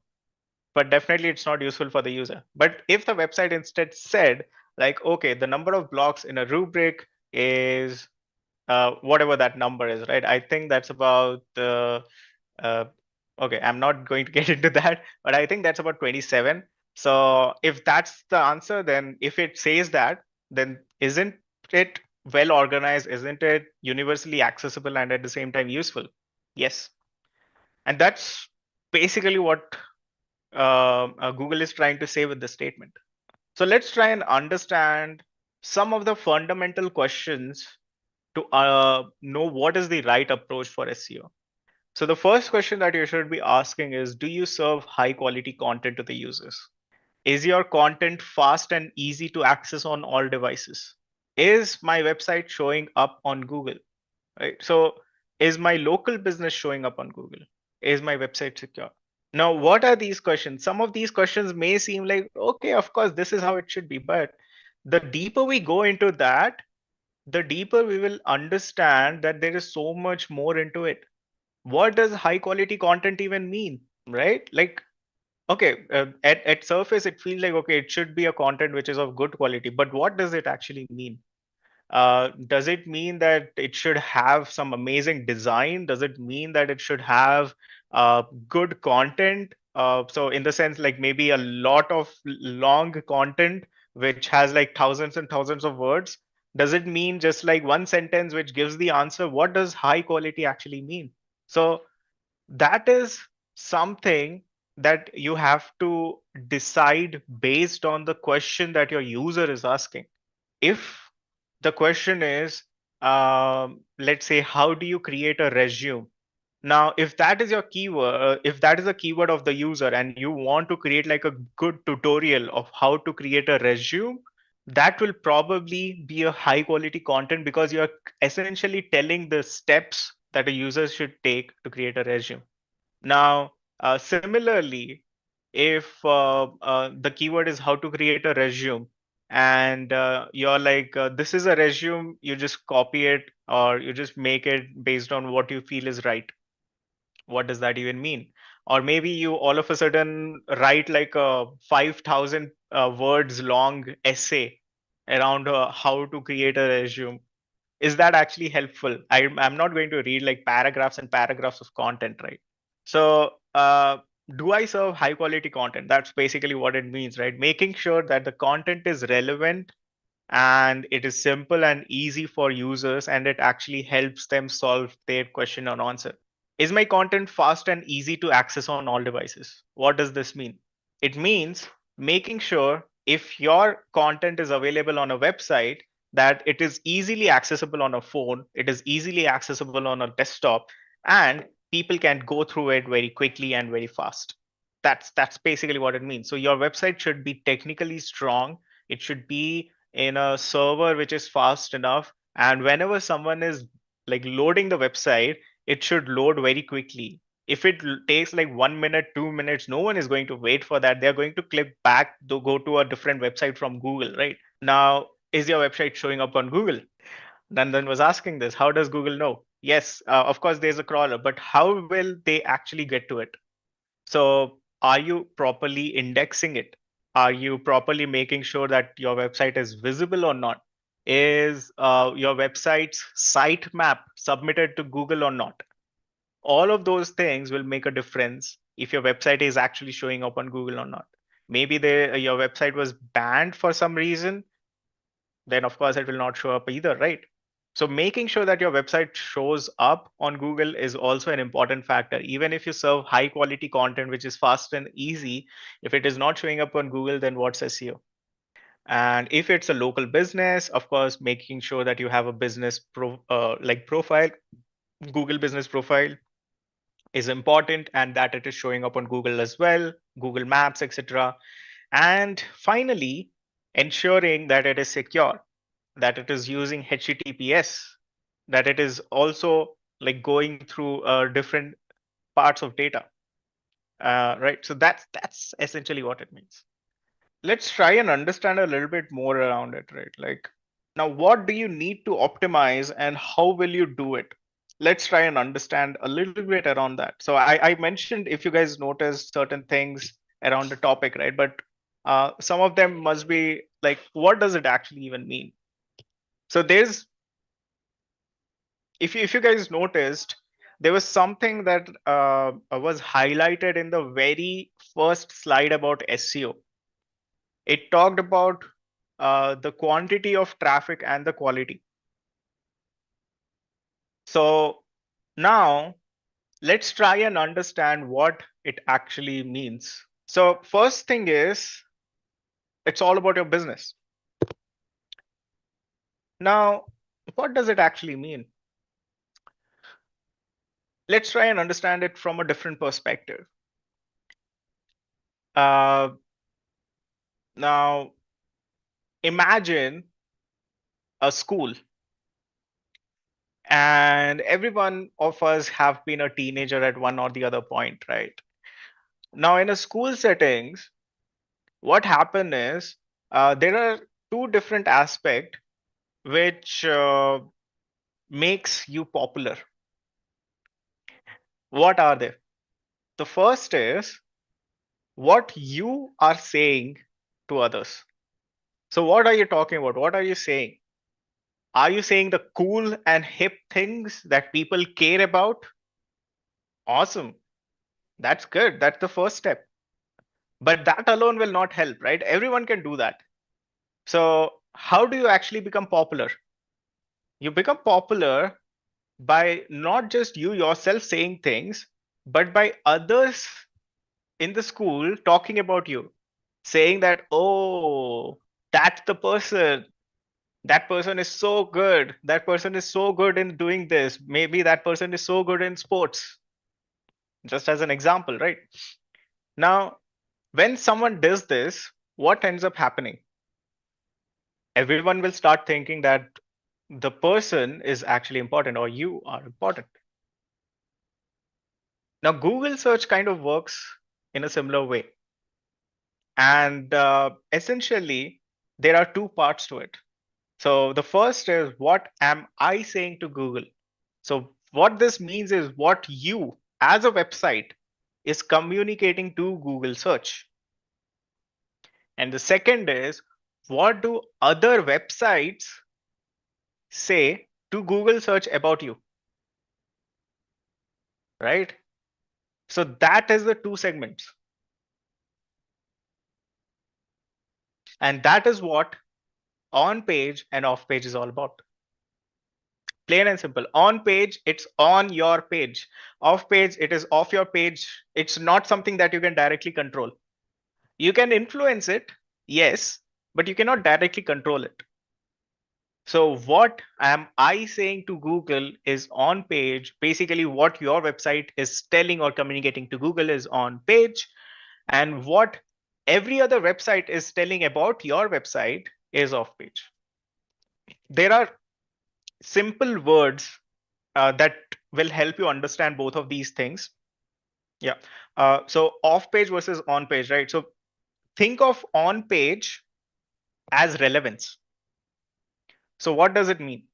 So on page is like controlling. Since you are in control of on page, what you can do is you can make sure that the content in on page is as relevant as possible, right? To your target audience. And when it comes to off page, it's all about authority. And as Deepti, you rightly mentioned, authority is very tough since you have no control over it, but you can still try to influence it a little bit. So how can that work? In a basic essence, on-page factors decide the ranking of your website. These include technical issues, like your website's code as well. We are not going to learn coding here, by the way, but I'm going to talk about some of the things that you should be aware of in terms of your website. And the textual issues, like the structure of your site, the text, and the use of the words, and how it relays the relevance to the particular user. When it comes to off page, these factors include links from other websites, social media signals, other marketing activities outside of your control. So it's all about building authority, right? And that's basically the difference between the two. Let me explain, right? So basically in on page, there are two parts to on page. One is the content side, and the second is the technical side. So when it comes to the technical side, you typically focus on if the search engine can access your website, which is what search engine accessibility is. And second is if the user is able to access your website and properly get a good experience of it. So maybe the website is loading quickly, the website does not have a lot of errors, it is security compliant which using by using SSL, some of those things, right? These are technical SEO. So that's what search engine accessibility and user accessibility is all about. And this is a separate subset of on-page SEO. Now, that's just a technical aspect. But what is being made accessible? What is the main thing that is being made accessible? The thing that is being made accessible is the content, which is the content SEO part. It's the keywords and the content. So what you're basically doing is you're trying to find keywords that are relevant to your business and making sure that those relevant keywords are also like being met with highly relevant content. So that's what content SEO is all about combined together. It's about creating content that is highly relevant, of good quality, that high quality content thing that I talked about in some of the earlier slides. And to do that, you need keywords. So everything in SEO, by the way, revolves around keywords. If you don't know your keywords in SEO, you're probably, what are you even doing? So yeah, that's basically what it is. So subset, content, technical. In terms of content, you're looking at keyword and content itself, that is. In terms of technical, you're looking at accessibility for user and the crawlers or the robots. Primary focus I want is going to be towards keywords. So when it comes to keywords, what we need to keep in mind is, as I said, it is the core aspect of how you look at structuring your website, creating content for it, making sure that it is relevant, making sure it is accessible and all. It all starts from keywords. So keyword is one of the most important things. So let's talk about keywords, the building blocks of an effective SEO strategy. Okay. Yeah. So what are keywords? When you search for something, the phrase that you're using is a keyword, plain and simple. So just today, when I went on Google and I did this shoes online, this shoes online is a keyword. If I search for, let's say, SEO online, this is a keyword. SEO online is a keyword, right? So similarly, there are bunch of different keywords. We search for so many things online every single day. Who was Napoleon? Napoleon. I guess I'm getting. Oh, I got the spelling right. Nice. So yeah, that's a keyword. Who was Napoleon is a keyword, right? Now, what is this keyword? It's an informational keyword. Nice places to visit around Bangalore. I'm currently in Bangalore. This is a keyword, right? And this is what drives or creates or helps you create your SEO strategy. And why is that? So as you all know, SEO is a search engine.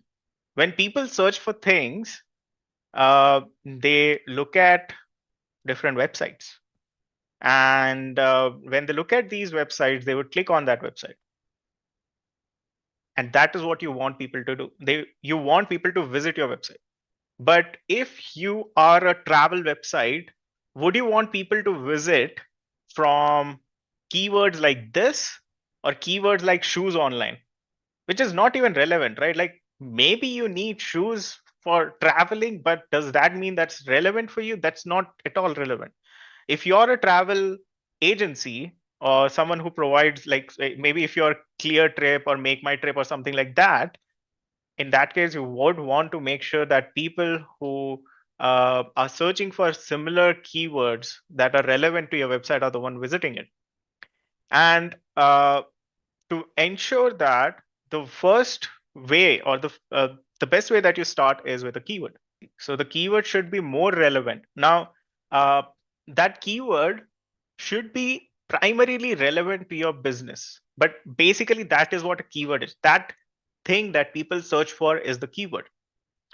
So let's try and understand a little bit more about keyword. What exactly does a keyword mean for someone who does SEO?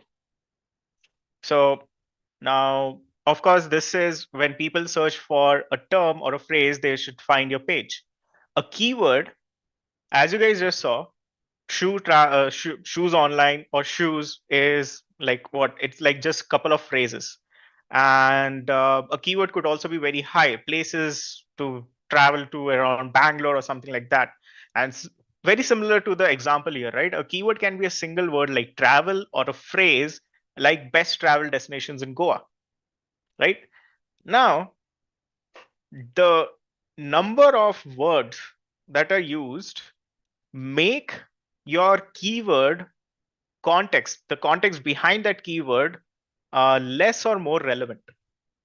Why is that? So in this same example that you can see on the slide here, as you can see, a single keyword like travel. So when you're searching for travel and you're anywhere in India, what can that mean?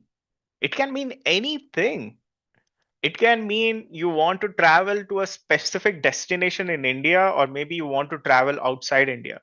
It could mean that you just want to buy some tickets, or maybe you want to buy uh, some flight tickets, bus tickets, train tickets. Maybe you want to book a taxi, car. It could be anything, right? Or maybe you want to book a hotel. You maybe want to just research around it, just find out what are the good destinations or places to go.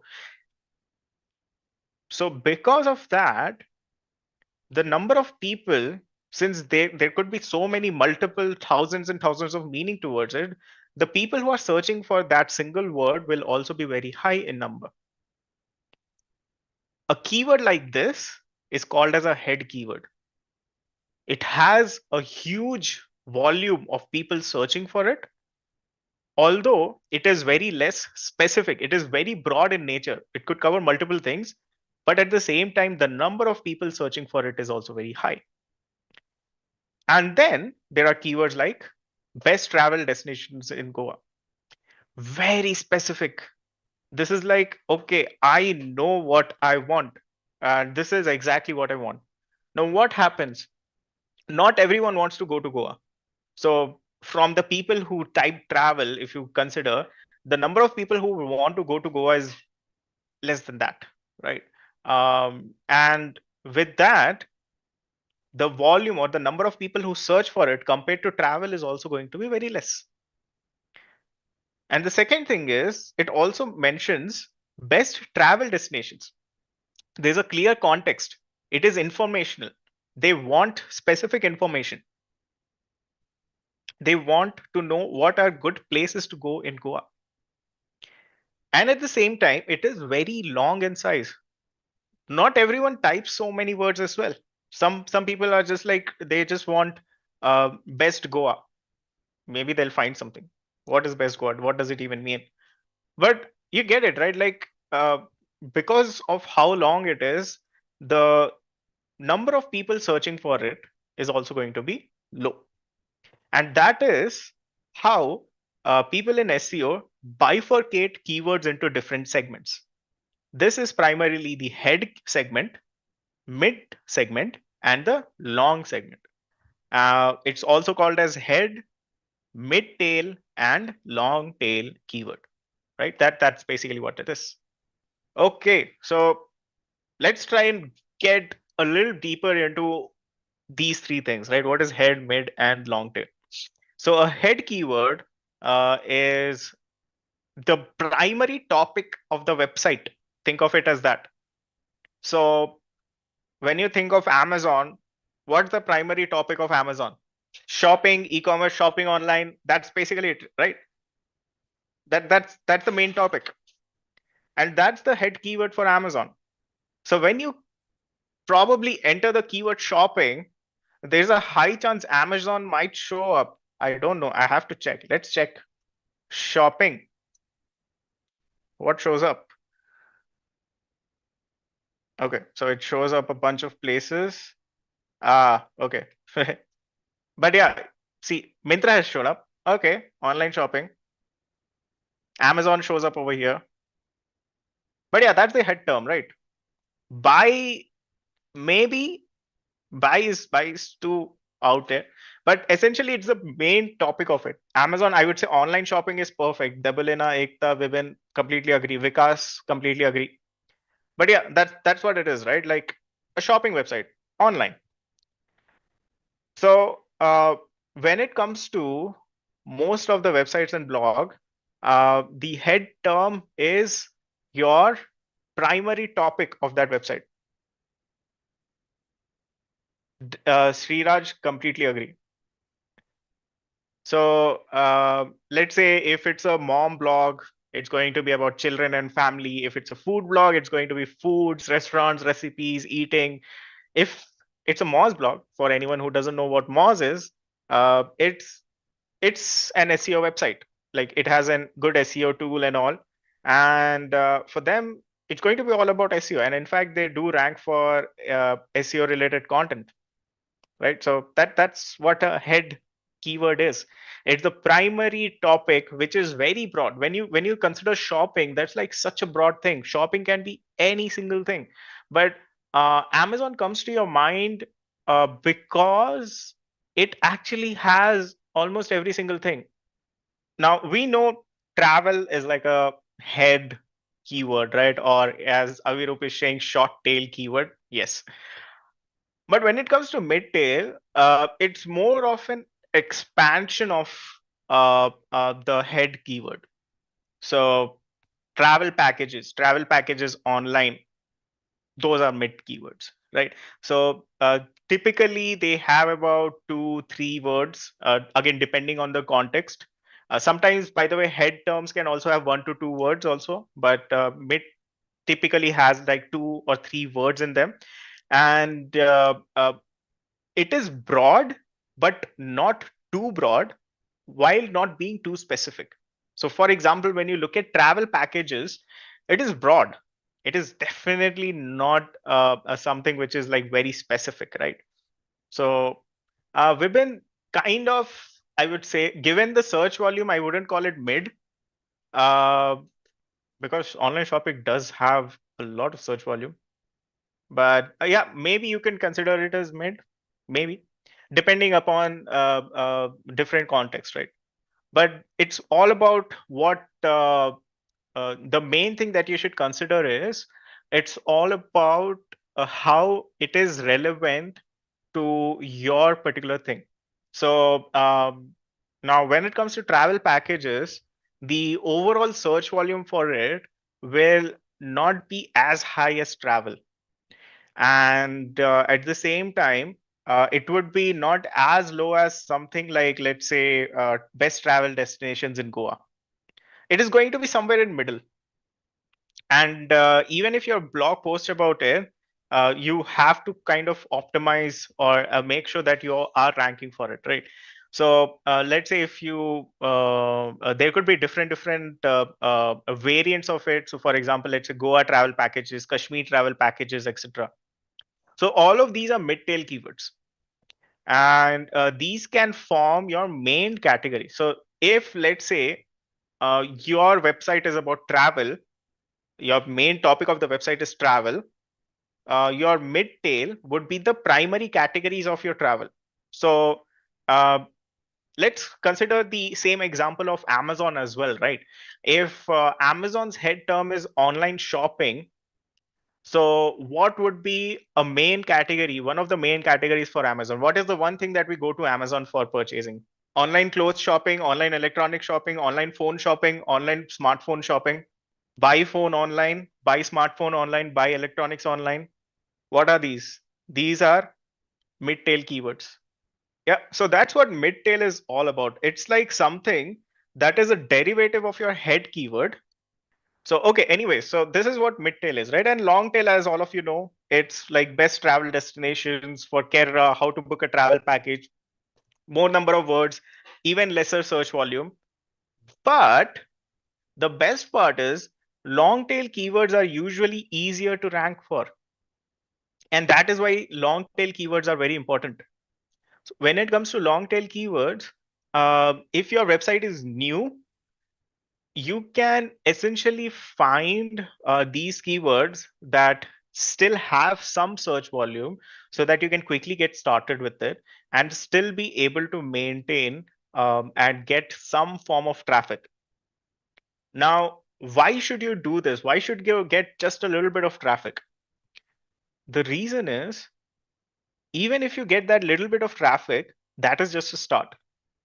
As I mentioned earlier, SEO is a long-term process. So you can always start small and then build on top of it. Like once you are able to get traffic for the smaller search volume keywords with lower competition, then you aim for a bit higher, then higher, then higher, higher, before you're able to go for some of the bigger ones that there are big competition for as well. So that's basically why it is very important to understand these different segments. So yeah, so far that's what it is. Head, mid, long tail. Research, consideration, purchase. Your head is mostly used for research or information gathering. Mid tail is primarily for consideration of different things. And when people know that they want to make a specific purchase or when they want to make a specific transaction, most of the time you would see long tail keywords. So as you can see, at the end, I've also mentioned over here the loyalty and the brand part, right? And this is also considered as a head term. So what it means is Amazon is a head term which is tied to its loyalty. When you want to search for or when you want to go to Amazon's page, you would just type Amazon, the name of the brand.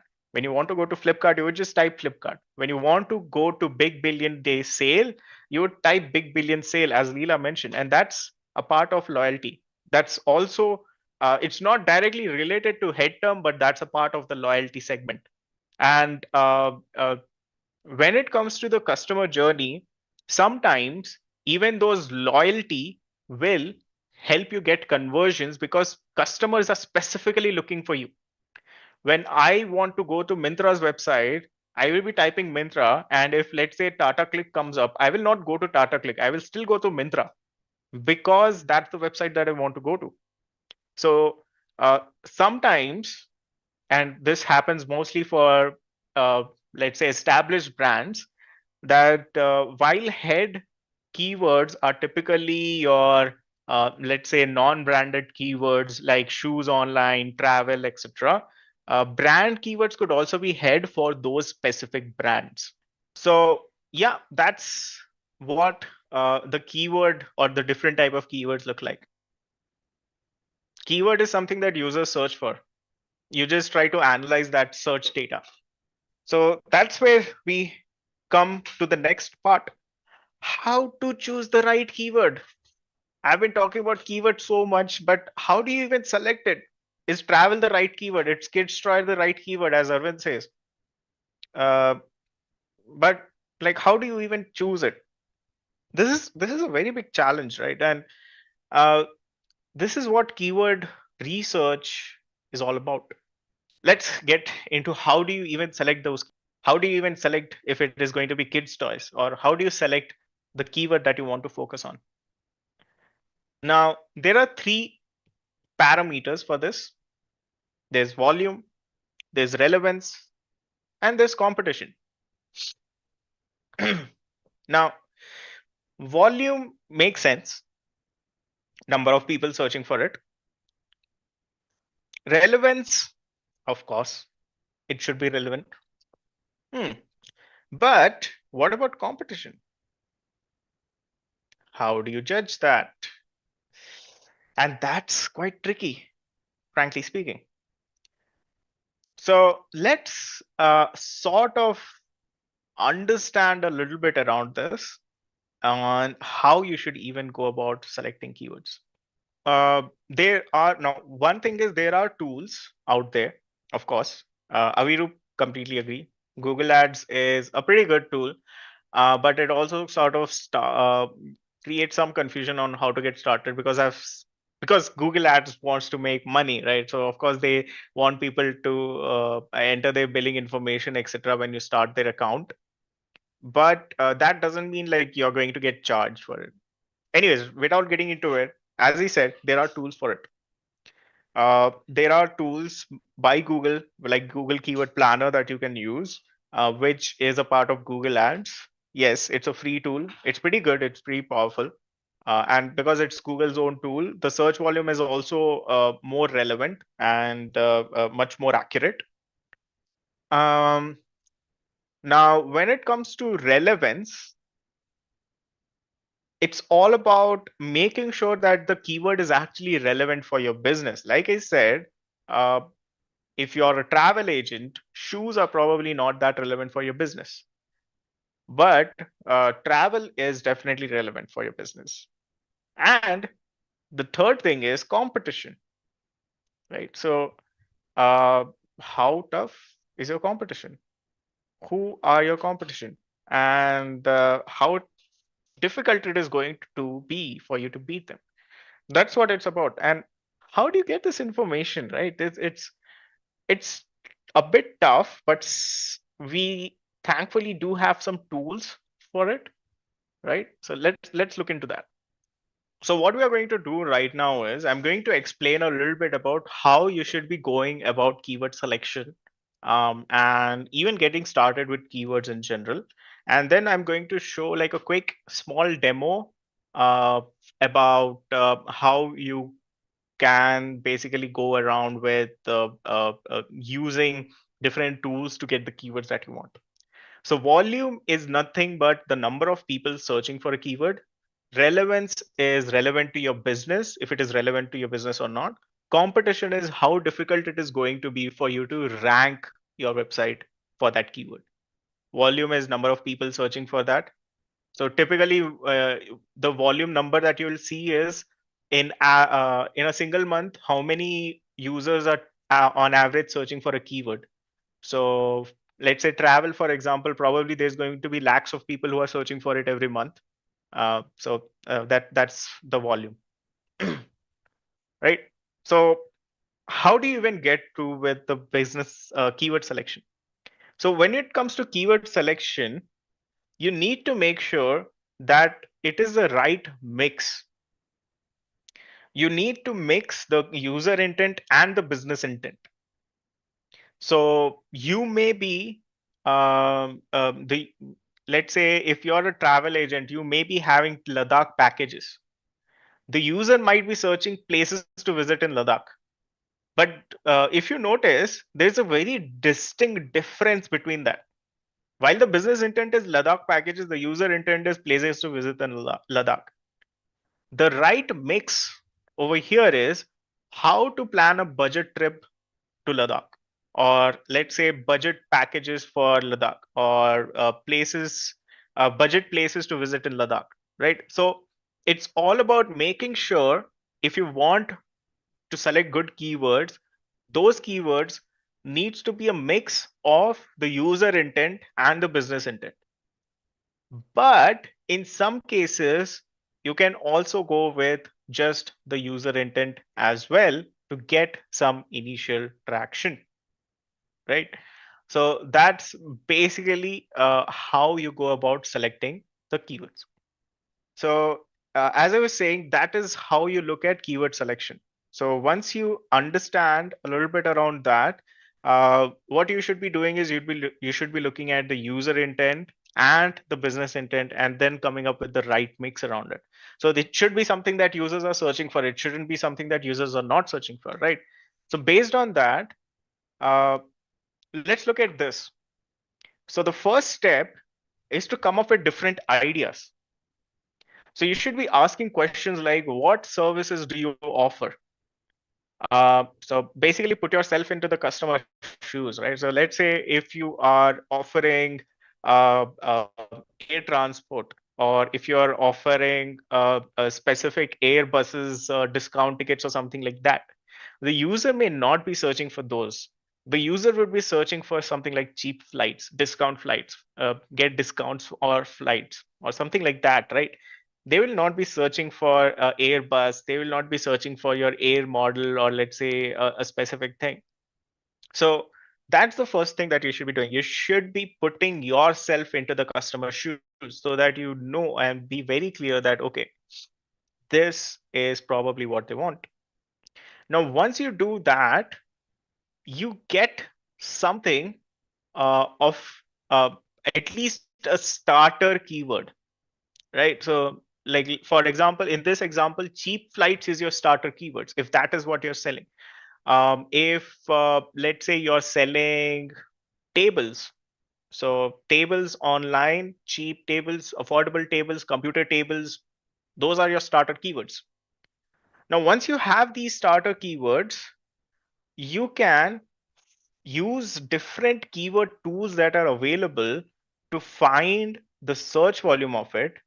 And then, based on the list of keywords that you get from it, you can then start to categorize those. What am I talking about? What are the keywords that I'm going to get? And that's the beauty of these tools. So you need, what are these tools? So there are multiple different tools, like the one that someone was mentioning earlier about Google Ads. Then there are also like other tools like Ahrefs, SEMRush, etc. I have the links available for it. I will be sharing those links with you guys. Don't worry. But what you can do is, by using these tools, once you input your starter keyword, you will get access to all the other keywords that are probably relevant or similar to your starter keywords that users are also searching for. And by getting all of those keywords, you can then try to identify or select the keywords that is going to be the most relevant, uh, that also has good volume and is probably low in competition as well, so that you can actually rank for it. Right. So that's basically how it works. And that's what we are going to do next. So I know next slide says like log into Google Ads and all and access keyword tool. I'm not going to do that directly right now, because I also understand that sometimes just onboarding or getting into Google Ads can be a bit difficult. Instead, I'm going to try to use one of the free tools available. So there are a bunch of different keyword tools, right? Like keywordtool.io, Uber Suggest. So I'm going to go with Uber Suggest for now.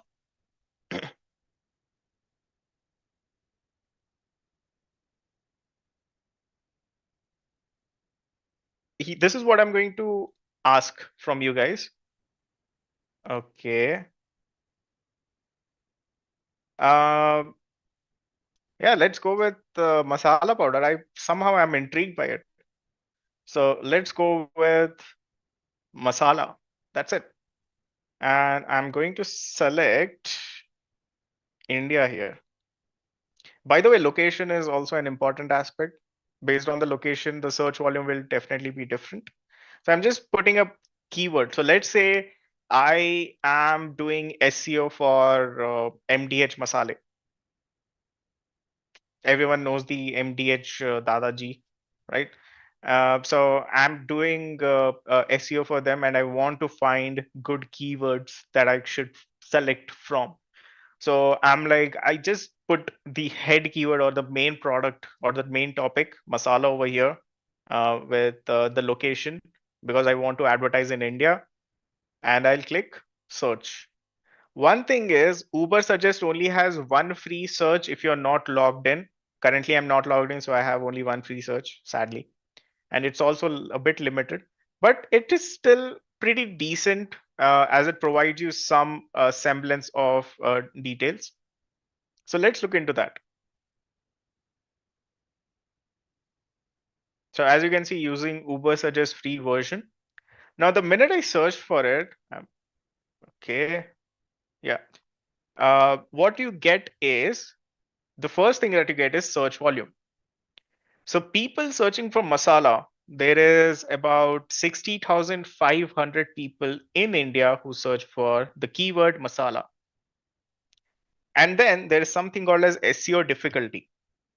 So this is your competition. What it means is from 0 to 100, it's like almost 50 at a difficulty. So let's say if 100 is like if you are Google or if you are Amazon or something like that, you can easily rank your keyword. But at 50, you need to have at least some traffic from SEO already. You should already have maybe thousands of traffic, at least 50,000, 1 lakh traffic per month from SEO to be able to get through this keyword at a difficulty of 50.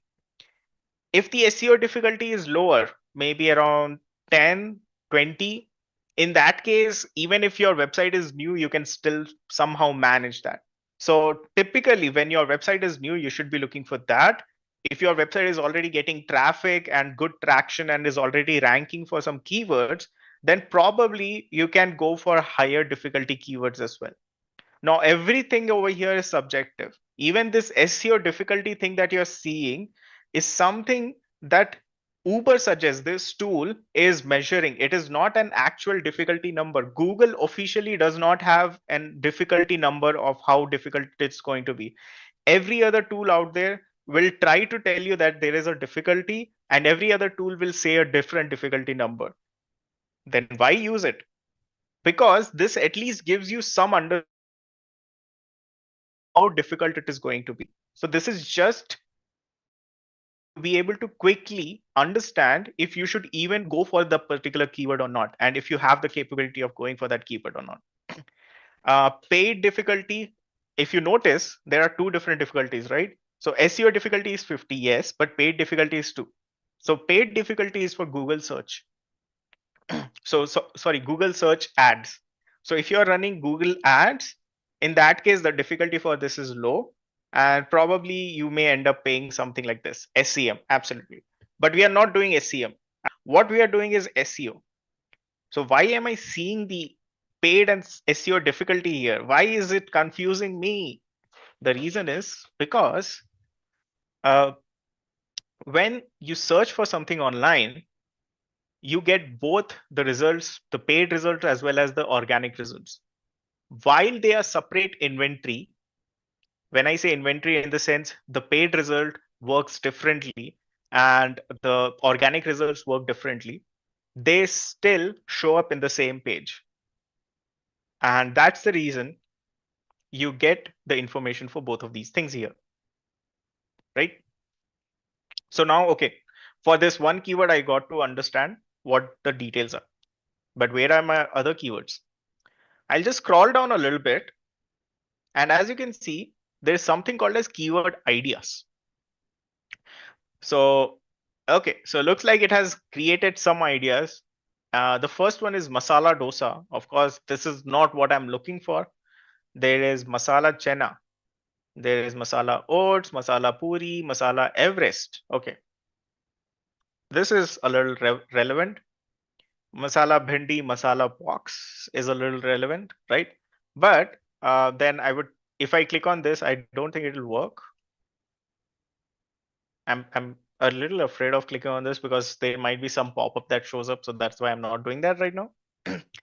But you get the idea, right? This is the list of keywords that you would get, something similar to this. So this is like a very simple free version or free way of you can. Oh, you have done? Okay. I'm trusting you, Vibin. And it worked. Thank you. Okay, so looks like it has some nice suggestions, and it's like this is relevant, yes. Masala box, not chai, not this. And as you can see, what am I doing here? What is this? Relevant, not relevant? What am I doing? If you noticed, it's a combination of this. You're looking at the volume. It is currently sorted by volume, in fact, right? But at the same time, you're also looking at relevance. If I'm selling masalas like MDH, Masala Everest is kind of relevant for me. Masala Box is relevant for me, but not these specifically. Now, this might be relevant for me. Maybe if I'm selling like specific masala for that. But yeah, not very relevant, right? So what I'll do is next I will try to search for the specific masalas, right? So I would be looking at specific different things like maybe pav bhaji masala or let's say uh, paneer, butter paneer masala, yeah, ghee roast masala, any of those, right? So that's basically what I would do and try to see if I'm getting more relevant keywords. Sabzi masala. And what would happen with that is as I get these, now there's a question: what is PD, what is SD? So I would basically look at these. I would look at SD, which is the SEO difficulty. So that's what this says as well. And I would then, based on the SEO difficulty, decide like the volume, the SEO